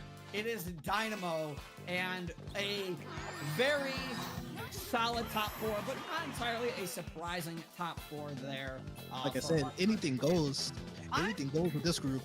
I think the one thing I'm genuinely surprised at right now, in terms of weapon picks, I am genuinely surprised Octostar opted to go Spinner there. While Spinner is good and consistent in certain situations, more so for 1v1 fighting, I don't think Throw-Yo is as viable anymore, especially in the BR setting with the current state of the game. Yeah. But I think that a Hurricane Shake might have been a better pick in this, like in MBR apparently, because especially with the large AOE it does. Because like Yeah, imagine if you catch somebody in a third party and you can get under them and use Hurricane Shake. Especially with Ironbind Hurricane Shake. Have you tried doing that? That's kind of nasty. I've actually been victim to that. So Yeah, it's pretty nasty when you get hit with that. I just don't think that was a good decision from Octostar to go Warp Strike at all. And that might, and it's not necessarily an entire fault with the Spinner. Granted, the Yo-Yos do have low health, so they do fall victim to a lot of being destroyed by ninjutsus, but what makes Warp Strike struggle and what makes Spinner struggle in our current game state is that Warp Strike has no iframes on it, even on the startup off the beginning of it, or when you start to do the attack. So it can just be canceled outright and you completely waste your special. if it had Super Arm, if it had like any iframes in the start, it'd probably be one of the best specials in the game. It was like a DP where it got iframes at the start, but if it was blocked, you could get punished for it. Kind of like how I think you and I talked about Sky Uppercut on the claws needing to be better. It's literally just Sky. It was literally like how Sky Uppercut is. Yeah, if you give a change to Sky Uppercut where if it gets blocked, it gets punished more, which it doesn't have right now, bear in mind. You could do the same thing with Warp Strike, and I think both would be fair. If it gets blocked, you get punished for it, and I think that's a good mindset going into how to change weapons that have potential iframes at the beginning of them. Yeah, I agree. I agree wholeheartedly. And it will give. It would increase the skill ceiling too on that if that were to change. Right, you wouldn't just be able to throw out Warp Strike constantly, or you wouldn't just be able to throw out Sky Uppercut constantly, because if the player's smart and they bait it out and block it, you're in trouble. And I think that's really cool. But overall, performance of that first game, Luke popped off in general. Naza and Jiro playing their hardest, again, with their super nice consistency here as we get into game 2 Ochi, which will be going to Sphinx Valley. And this is big. This is really big, especially in a BR setting. Set Drone whoever has this is not only going to have a big target on their back, but they're going to have such a huge advantage, especially if they have ninjutsu. As we get right into it, Ochi set drone turning every KO into an Epon is such a big thing, and the damage increase is huge, but we'll have to see who gets it as the match starts. And Seal and Vaughn's gonna fight already as Luke's gonna come in, try and third party, but the parry could. Are you kidding me? Are you kidding me? Saved by the parry. Yeah. Ooh, that was close. That is the third or fourth time we've seen Luke just come in, throw a Dragon God motor out, and catch someone's guard. That is just absolutely nasty as Naza fighting Antares in the corner with the extreme motor. Back attack. Back attack's gonna hit the drone. Naza Razor's Edge says no you. Yeah, there is no time for Naza to react to that Razor's Edge. Unfortunately, that is just it. You have to take that L and move on to your next fight. There's Antares now looking for a fight at the moment, but Bond seems to be... Bond's on charging slash Epon Katana. Hey, yo. That's so interesting. And Bond's is also running strike big. Oh.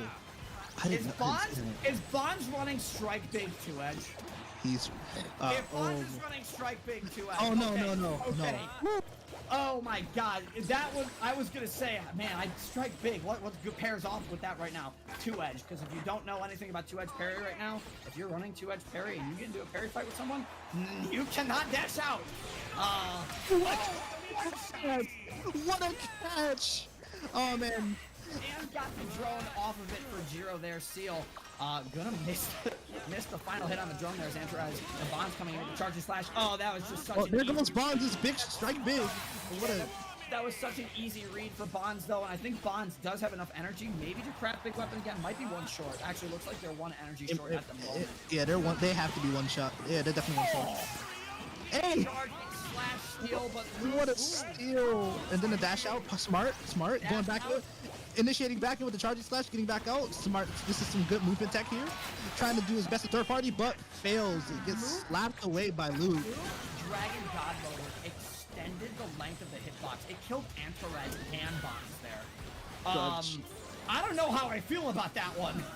Yeah.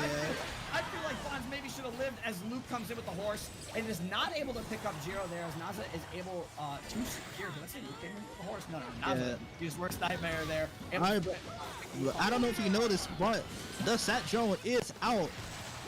And looks like Jiro is already aiming for it. I'm surprised Luke did not opt to throw the scroll under the set drone as Jiro is going to get blasted. But because they're Shinobi Beasts, they are going to live at the moment. And Luke steals it at the last minute with Dragon God motor. I don't know. Oh, the breakthrough by Bonds, but the laser came in at the last second, and Bonds is going to get punished for that. Luke has the set drone. That is the last person you want to see on this map that has a set drone right now. There's a huge target on Luke's back right now, and everybody knows that Luke is going to be a problem. Luke just playing by their scroll right now, playing smart, doing what they can. Gonna go for the laser bind. Gets hit by Dynamo, who I believe is actually using Pow-Out Cannon. Oh, that's probably who... Yeah, that's the first cannon we get to see. That's probably who blasted Jiro earlier as well. And there's a second one in the background. And he gets cut somebody again with Dragon God motor. And then another... Oh my god. Was that just another Dragon God motor? It was just another. It was another Dragon God motor. That's just a straight break attack at the end there to finish off the Rockstar Star. Oh my god, Luke is just going off as Antares and Bonds are fighting each other. Bonds is going to win that engagement. Antares is going to get sent flying into the wall as a Seal is in trouble here from Bonds as a charging slash Razor Edge combo comes in. There's two katanas on Seal. Bonds looking for the placement onto Luke here. Needs to do some damage. Luke still has not lost the set drone. Are they going to lose it at the end of this game? There it is. They are going to be able to. But then the rocket. You know he threw that one out. And all the jutsus are coming out. Wow. Jesus. Dragon God motor really just carried that game. And with the set drone, it made it even worse. But still, at the end of the day, Jiro still made it in the first place and gets second place. Well, Bonds gets second place. Dynamo fifth there, but some big points for Dynamo because they had Epon Master as well. So that's some much needed extra 1,000 points. Naza still sitting in our top 4. Jiro still top of the leaderboard as well with the board. I think people sleep on this weapon still. I'm not gonna lie to you, Mochi. People still sleep on Festival War. Like, yes, they do. It's still a good weapon overall. Just because you've got a insta-binding large gum ghost and dragon doesn't mean it's necessarily the best. And Jiro proves that with a fantastic use of the Matsuri Festival board. I'm surprised he didn't even get the set drone. I was hoping he'd get it so we could see some good old Shinobi Beast action with the set You drone. think Jiro needs the set drone? Jiro just wants. No, I want to see him use it though. I want to see some Shinobi Beast set drone action. You denied Jiro some of his power, sir. I don't deny anybody anything. I just want to see some Shinobi Beast content. It's been too long. It's been too long. As we get into our final game, Ochi here, WNA Academy for all the marbles here. First and second place feeling like a lock right now between two players. Mm-hmm. Well, game 3 it will really determine that. And I mean, Luke's Dragon God Motor has been devastating in every game we have seen so far. I wouldn't be surprised if we see some more devastating blows from Dragon God Motor, but we've been talking about it all day. I mean, this is why Dragon God Motor is where it is, at least in the Western meta right now. It is just that good. It's just that good. It's just that good. It's if not one of, it is the best ultra special right now, in my opinion. I think by far it's one of the best ultra specials in the game, mainly because it's weapon break potential. Again, you can technically use 2 in the combo if you get yours back off of your little ability skills. Off the passive ability, yeah. Which is something that I think when it comes to a balance philosophy, at least in my opinion, I don't think that's something that's been looked at. A lot of these weapons are as strong as they are because they haven't made changes to the weapon's passive abilities, especially like for an example with Razor's Edge Katana. Chakra, if you don't know, on the Katana is an ability that if you get a KO at any point with a special or it resets, right? Or just you get a KO or E point in general with any move, you get your special back, which is why Razor's Edge and Charging Slash are still so spammable. It's so consistent, especially in the BR setting. Right. It's very consistent, but at the same time, it can be overused, and I feel like that's why a lot of people have issues. Some people at least have some issues with Razor's Edge now in parts of our community. It's because you get it back on a KO or an Epone, and it doesn't matter because I can just throw a Razor Edge out and get a KO, even with the Razor's Edge, and I have another Razor's Edge too. But the question is, would you want to see a cooldown on that? I would love to see is more what like the Slash Kicks has, because I think the Slash Kicks has a more of a balance on it, where if you get a successful combine, it comes back. Oh yeah, actually I agree with you on that one. So that would be a change to the abilities there as we get into our final game here. Final game. Taking a look at the board here, it looks like Octostar is running Mellow, Bonds is on Dragon God Motor, Naza once again playing Extreme Motor as the Golden March coming from Octostar there, and it looked like it got stopped because Naza's going to come into a fight between Jiro and Bonds. Jiro going to be able to not, unfortunately, block first. Yeah, oh my god, Bonds did it to Luke, and now Bonds going to give it to you. And tries, but Luke dashes out of the parry. Very smart move from Luke. Gets the catch, and Bonds is not going to pay for it quite yet. As look at this fight that's happening between two Dragon God Motors. As I believe that was a gunshot from Antares's Katana that came in. And now Bonds is going to have a heyday with this, but they're not going to be able to win the parry. And Razor's Edge finishes the job. Razor's Edge. He had a Edge moment. He was not done yet. No, not at all. That's a lot of damage. That was a lot of damage. Jiro's consistency using Sweet Ride over Sonic Break actually is something that's so amazing to me as Octostar. I mean, yeah. Get the Tenchi on to Bonds there. Jiro opting to use Sweet Ride to keep themselves in the game by able to essentially two-shotting drones with the board is so important. Oh no, you unfortunate. That's so dirty. Dragon God Motor moment, dude. DGM moment. DGM moment indeed. Oh man, we're going to be seeing a lot of this. We're going to be seeing a lot of this. I mean, we have been seeing a lot of it. We saw it a lot last season too. Actually, yeah, you're right. It was all over. It was everywhere. Every tournament. We just have a little more variety this season as Seal now looking for a fight on the Dynamo, trying to finish off And Epon there, unfortunately, not going to be able to catch Dynamo with Blast Barrier. Going to use a charge wide, also not going to catch anybody. Going to use Sky Uppercut to activate temporary overflowing power, which is a super nice thing that Sky Uppercut also gets. Oh, catching one with Golden March. He is going to catch Seal. I love that Hello skin. Is that the fountain one? It looks, yeah, it is the fountain one, which That's gorgeous. I love seeing that one actually. which I also have. I don't use With it. Golden March, gonna pick up an Epon onto Lucas. Octostar going off right now in first place. Octostar might be trying to play upset here with points. Their first two games weren't great, but now they're sitting in first with 7,000 points, and we still have about a minute and a half left in this game, OG. Octostar, catches the rubber and dodges the tornado! Such a good tension placement there. That was a really good play from Octostar. And just, again, Octostar trying to play upset here, and they're doing a great job of it. Again, we talked about Octostar's menace to society in VR, and it's the fact that they're able to play so well third parties and cause upsets like this. You're seeing it right here, even though their first two games might not have been up to scratch as Naza comes in looking for a fight on the bonds. Everybody is in this corner right now as Naza is going to just be able to escape Golden March in time. Octostar not able to secure that one. Gonna use the Searcher, so no one's gonna really be able to enter this field. Gun Searcher drains your S energy by 3 units per tick, and it's like once every half a second. It is extremely good when it's placed on the ground now.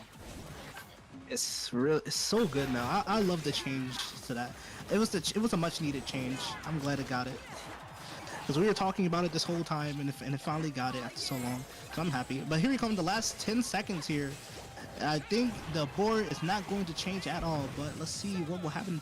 Will anything change in the last 5 seconds? It doesn't look like it. Oh, but Luke still second place at the last second.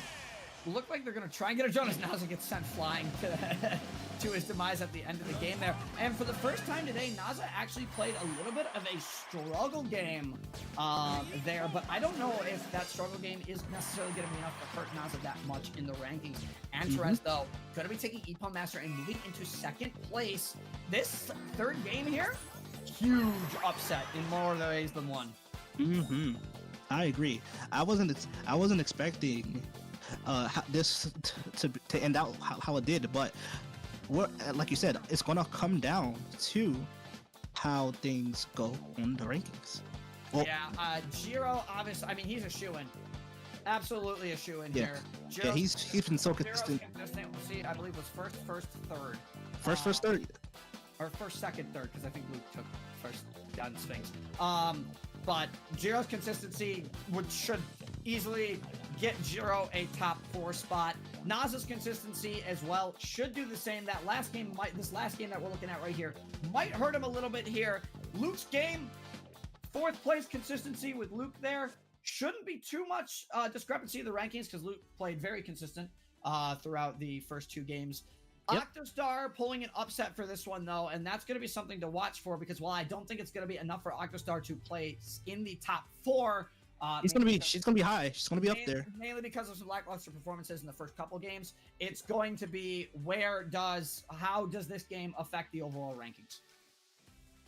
We gotta find this. We're gonna find that out as we're flicking in and out of existence here yet again. Yes, we are joining the astral plane once again, and now we have returned, and we are greeted by June. Welcome back to reality. I'm very glad to see you guys again. What a finals! What a finals! I felt so bad. I thought I cast a curse to Octostar into oblivion, but thank God they came back for the last one. I'm genuinely surprised they didn't play Mellow the whole time. Agreed. I really am, because you didn't have to switch weapons. Yeah, you didn't really have to switch weapons. Like, I think if they just stayed on Mellow the entire time, they would have been just as consistent as they were just now. I think Octostar would have been top 4 if they played more consistent weapons. They still might have a chance at it with that last game, but I'm gonna take a wild guess and say Octostar will be 5th. Yeah, it's gonna be real close. But as you said, we're gonna have to tally up see if those scores are all up and tallied, and we're gonna look. Well, all of us together are gonna look and see who made it into the top 4. All right, we are tallying up scores right now. Jiro in first place. No, I'm kidding. Whoa. Jiro's up there. We all know it. I have so much respect for Jiro, by the way. Jiro is an awesome connection to our friends over in the international side of the community as well. Jiro has helped me a lot with stuff in the past, in terms of learning new board stuff or helping me way back when I did the skateboard guide. I had some stuff with Jiro, and Jiro assisted me with a couple things there. That's awesome. Throughout the whole time Ninjala's been going on, Jiro has always been a consistent connection between all sides of the community, and I have so much respect for Jiro and what they've done for Ninjala. Well, on that note, I think we've got our top four, final top four ready for you guys. You know, the map was quick. Let's hear it. All right. Well, you know what? Let's drag this on a little bit more, and let me reveal it to you once we got our big fancy top score graphic going on. Ooh, fancy. So let's drag it on a little bit more. But can we talk about Luke's performance, especially in game 2? Oh my god. Yeah. Dragon God motor. Once Luke had the set drone, it was over. Yeah, he had it for so long. Once he stole that set drone from Jiro, it was not. He snowballed his way to victory. There was no stopping him. I got set drone and Dragon God motor. I'm cooking. Smack. He just yoinked it right from under Jiro's nose. Oh no. Don't mess with luck. He has the power of the set drone and Dragon God motor on his side. So again, the last person you wanted to see in that Sphinx Valley. Honestly, like he is just going in for all the meepons, just not bother trying. Like, yeah, no, he was doing it. Yeah, super strong game from Luke there. But Jiro's consistency in the second game as well, I think outscoring Luke. Yeah, I think he ended up getting first in that one too. Yeah, I think Jiro got first. Jiro outscored him regardless. Yeah, if he had a set drone. He's like, he took the set drone from me, and then I took that personally. He said, you know what? You can get the lead for me in Epons, but I won't let you pass me in drones. I think it was really smart of Luke, though, to not necessarily engage with Jiro, considering where they both stood on the leaderboard at the time. Because they had guaranteed spots, so you wanted to go after people who did not have guaranteed spots to just bolster your scores, and I think both of them did that in that game, too, as well. Oh, yeah, definitely. Oh, well. Joan, Well, spoiled it, Joan. Whoops! Well, Thought I could get there, but unfortunately, it's cool. Alright, look at our 5th through 8th. As though I didn't completely spoil it, we've got Seal at 8th, Octostar in 7th, Naza F21 in 6th, and Antares in 5th. That last game hurt Naza a lot more than I thought. Coming in 4th, we've got iDynamo with 18,189 points. Mm-hmm. And in 3rd, we've got Bonds with 18,625 points. Bonds W. We got Luke YT in 2nd with 20,843 points. And everybody know who's our winner is Gyro for the win. Gyro taking it. Again, the consistency of play from Jiro is unmatched. It was so close. He's 800 points. 800 points between 1st and 2nd. But man, those score windows are very different than compared to earlier groups, June, when we were comparing how close some of these scores were in total, at least. Jiro's board consistency, absolutely fantastic. Luke's consistency, fantastic. Bond's putting on a good show as well. Naza's last game. That really hurt him. Killed him.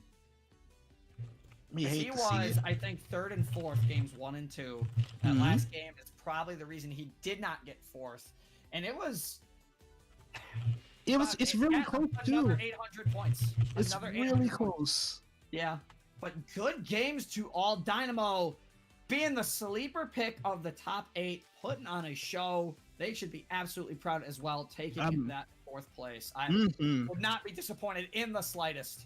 All right, that definitely. They're being bumped up the list by a lot. Yeah. Dude, he comes in out of nowhere, just Takes first, man. I mean, you guys had him pretty high on your rankings, but he definitely wasn't. I think maybe did someone have him in first?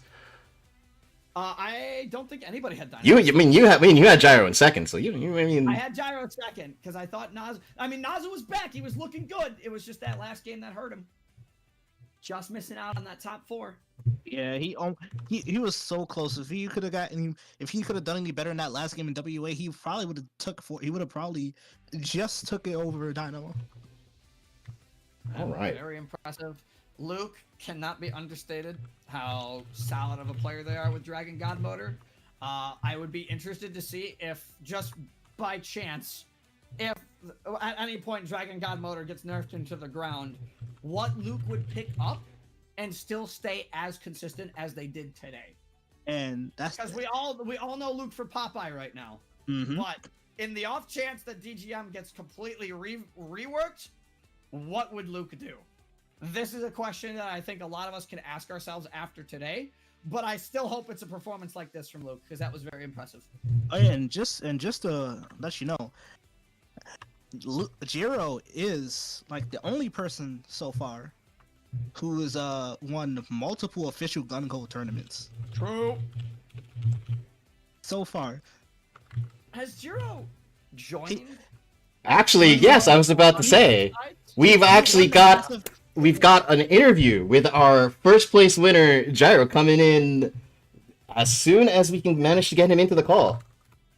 My question is, he has won Jiro done NA and JP tournaments? That's a good question, actually. That's something that's definitely something we can ask him. Because we do know he has won the massive, was it the Massive May Melee, I believe? MMM, yeah, I think the massive May Melee, yeah, I think that's exactly what it was. Let's actually look that up. Go. Gotta look at Jiro's past stats. Also, welcome in. Welcome, Jiro. Hey, how you doing? Congratulations on your win. Congratulations, bro. Thank you so much. All right, yeah, we've seen you put up some great performances in the past. Can you tell me a little bit about your preparation going into this tournament? Well, for preparation, what mostly I just simply did is just to keep going on Battle Royale match without the lab effect and assist code levels on the limits, because the tournament format's always like that, so I had to get used to that format. So in order to do that, I had to turn those off and make it like equal for the format. Ah, awesome. And this is your big win since the Massive May Melee. Congratulations on that as well. Thank you. All right, casters, you got anything you want to ask our winner here? Well, clearly, have you, since you are basically one of the few people who are like borderline in both communities, like the borderline for both communities, have you participated in any Japanese tournaments by chance? Japanese tournaments, no, because most of the Japanese tournament, they don't, since I live in California, they don't let me like join in, because that's the problem. So I'm just keep joining the NA tournaments mostly. Oh. Okay. My question, game 2 on Sphinx Valley, when you lost that set drone, what was going through your head? Because you knew Luke had it and you knew Luke was going to be an issue having it. What was your thought process after losing that set drone from the Shinobi Beast there? That moment, it was a lot of things were going on my mind, and I kind of got my thinking ruined, so I really was confused of what to do next, but I just simply decided to do what I always do in the normal battle royale, just keep doing anything what I could do, and just keep managing what's coming up. Oh yeah, I mean, it didn't look like you were phased at all. You were just like, man, you looked like you just shrugged it off like it was nothing. It may look like that, but a lot of things were going on my mind like in that moment. Got that poker face going. I think something else I want to ask as well. What makes you choose Sweet Ride over Sonic Trick? Well, well, the most big part of it is like it's just one of my most favorites. Like for me, for my own opinion, it's literally the most coolest special in this game. I just love it, and sister love it. I really like the thing to charge up your attack and blast off everything you've got. If you when you like charge it on the full way and you just put the wide attack, it literally destroys everything. I just like that. All right, you like the AOE, the damage. Mhm. I like it. You just think it looks cool. I mean, I think it looks cool too. Okay. Yeah. Okay. So one more question I have to ask you. Since you were in the recent 1v1 tourney, slash kicks or crush pop? Flash kicks. W. All right. With that being said, I hope to see you in my next thing I have planned soon. Absolutely. Thank you so much for competing today, and we hope to see you in more future Ninja tournaments. Thank you very much. All right, thank you so much. What a tournament, guys! What a sweet tournament. Honestly, looks like we got our top 4 was pretty consistent from what our initial predictions were. What were your biggest surprises in the tournament today? Dynamo. 100%. Dynamo, really, yeah.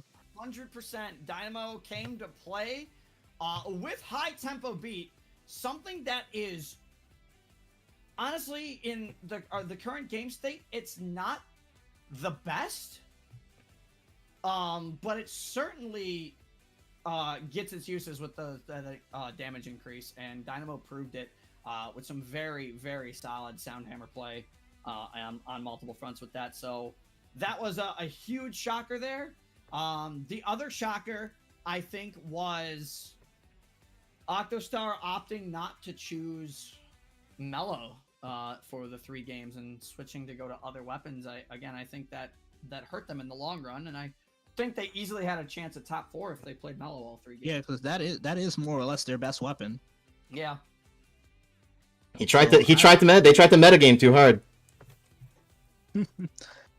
More or less, yeah. I think next, well, if there is going to be another thing anytime soon, that's probably what definitely they should more focus on, and try not to focus on what they know the best and try to just stay on that.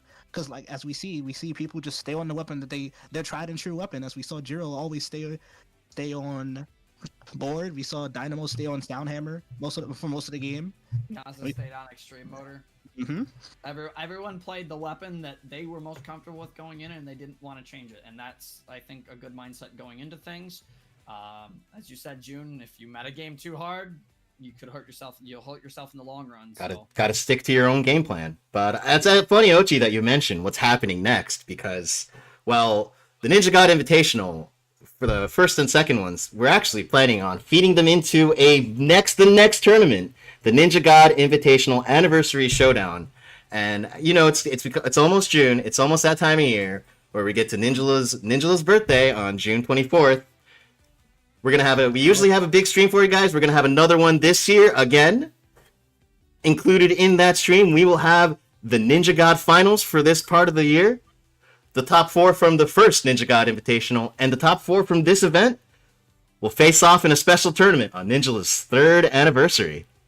Ooh. Indeed. So, for Luke, Dynamo, Jiro, and Bonds, you better keep practicing, because you got another tournament coming up as well. And for our 4 winners of the first Ninja God Invitational, let me actually pull up the top 4, the top 8 from our last tournament right now. Yes, you do. Mm-hmm. So joining those 4 will be DD Dudley, Sue, Squiddy, and Cool Blue Blur, as June says, for the Ninja God Anniversary Invitational. Should be a fun time. Oh yeah, that's gonna be. Oh, I can't do it. Put both at the same time. That's gonna be one heck of a tournament to commentate. Oh yeah, no. It's gonna be a crazy tournament. Any predictions on that to start off? Oh, that's gonna be tough. That's gonna be really tough, because all 8 of them are super strong. I think Luke's probably a good pick in general between these 8. I also think Jiro is probably another safe pick. Yep. And I would probably also say Deadly being another safe pick. Deadly is definitely a safe pick. best cannon player out there. Sue is also a safe pick as well. Guess who's good too. I can't I want to say what I think the top 4 will be for that, but there's too many good players. I think there are safe picks, but again, as we were shown by this tournament today, safe picks sometimes get upset. So, You know what? I'm just gonna say it. If I were to pick a top 4 between the four of each, the 4 from both groups, probably be Didi Sue and Jiro Luck.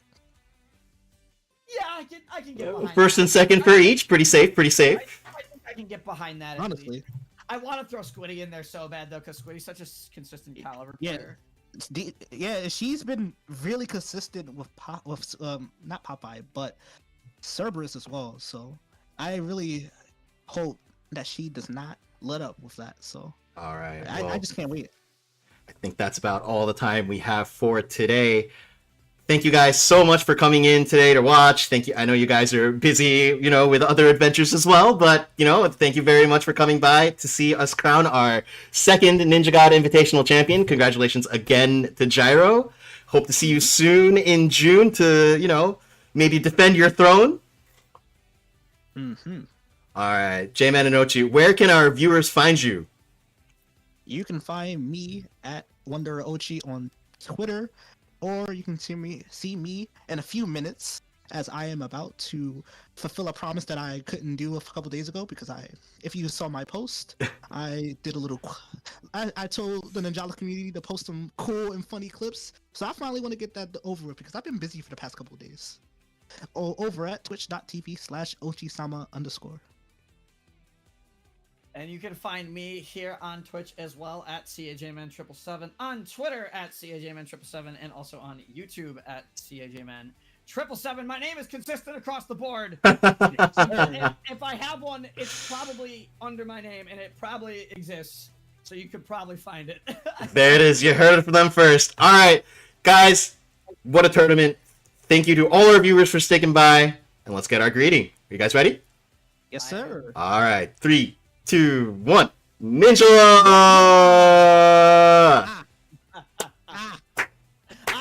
Ouchie.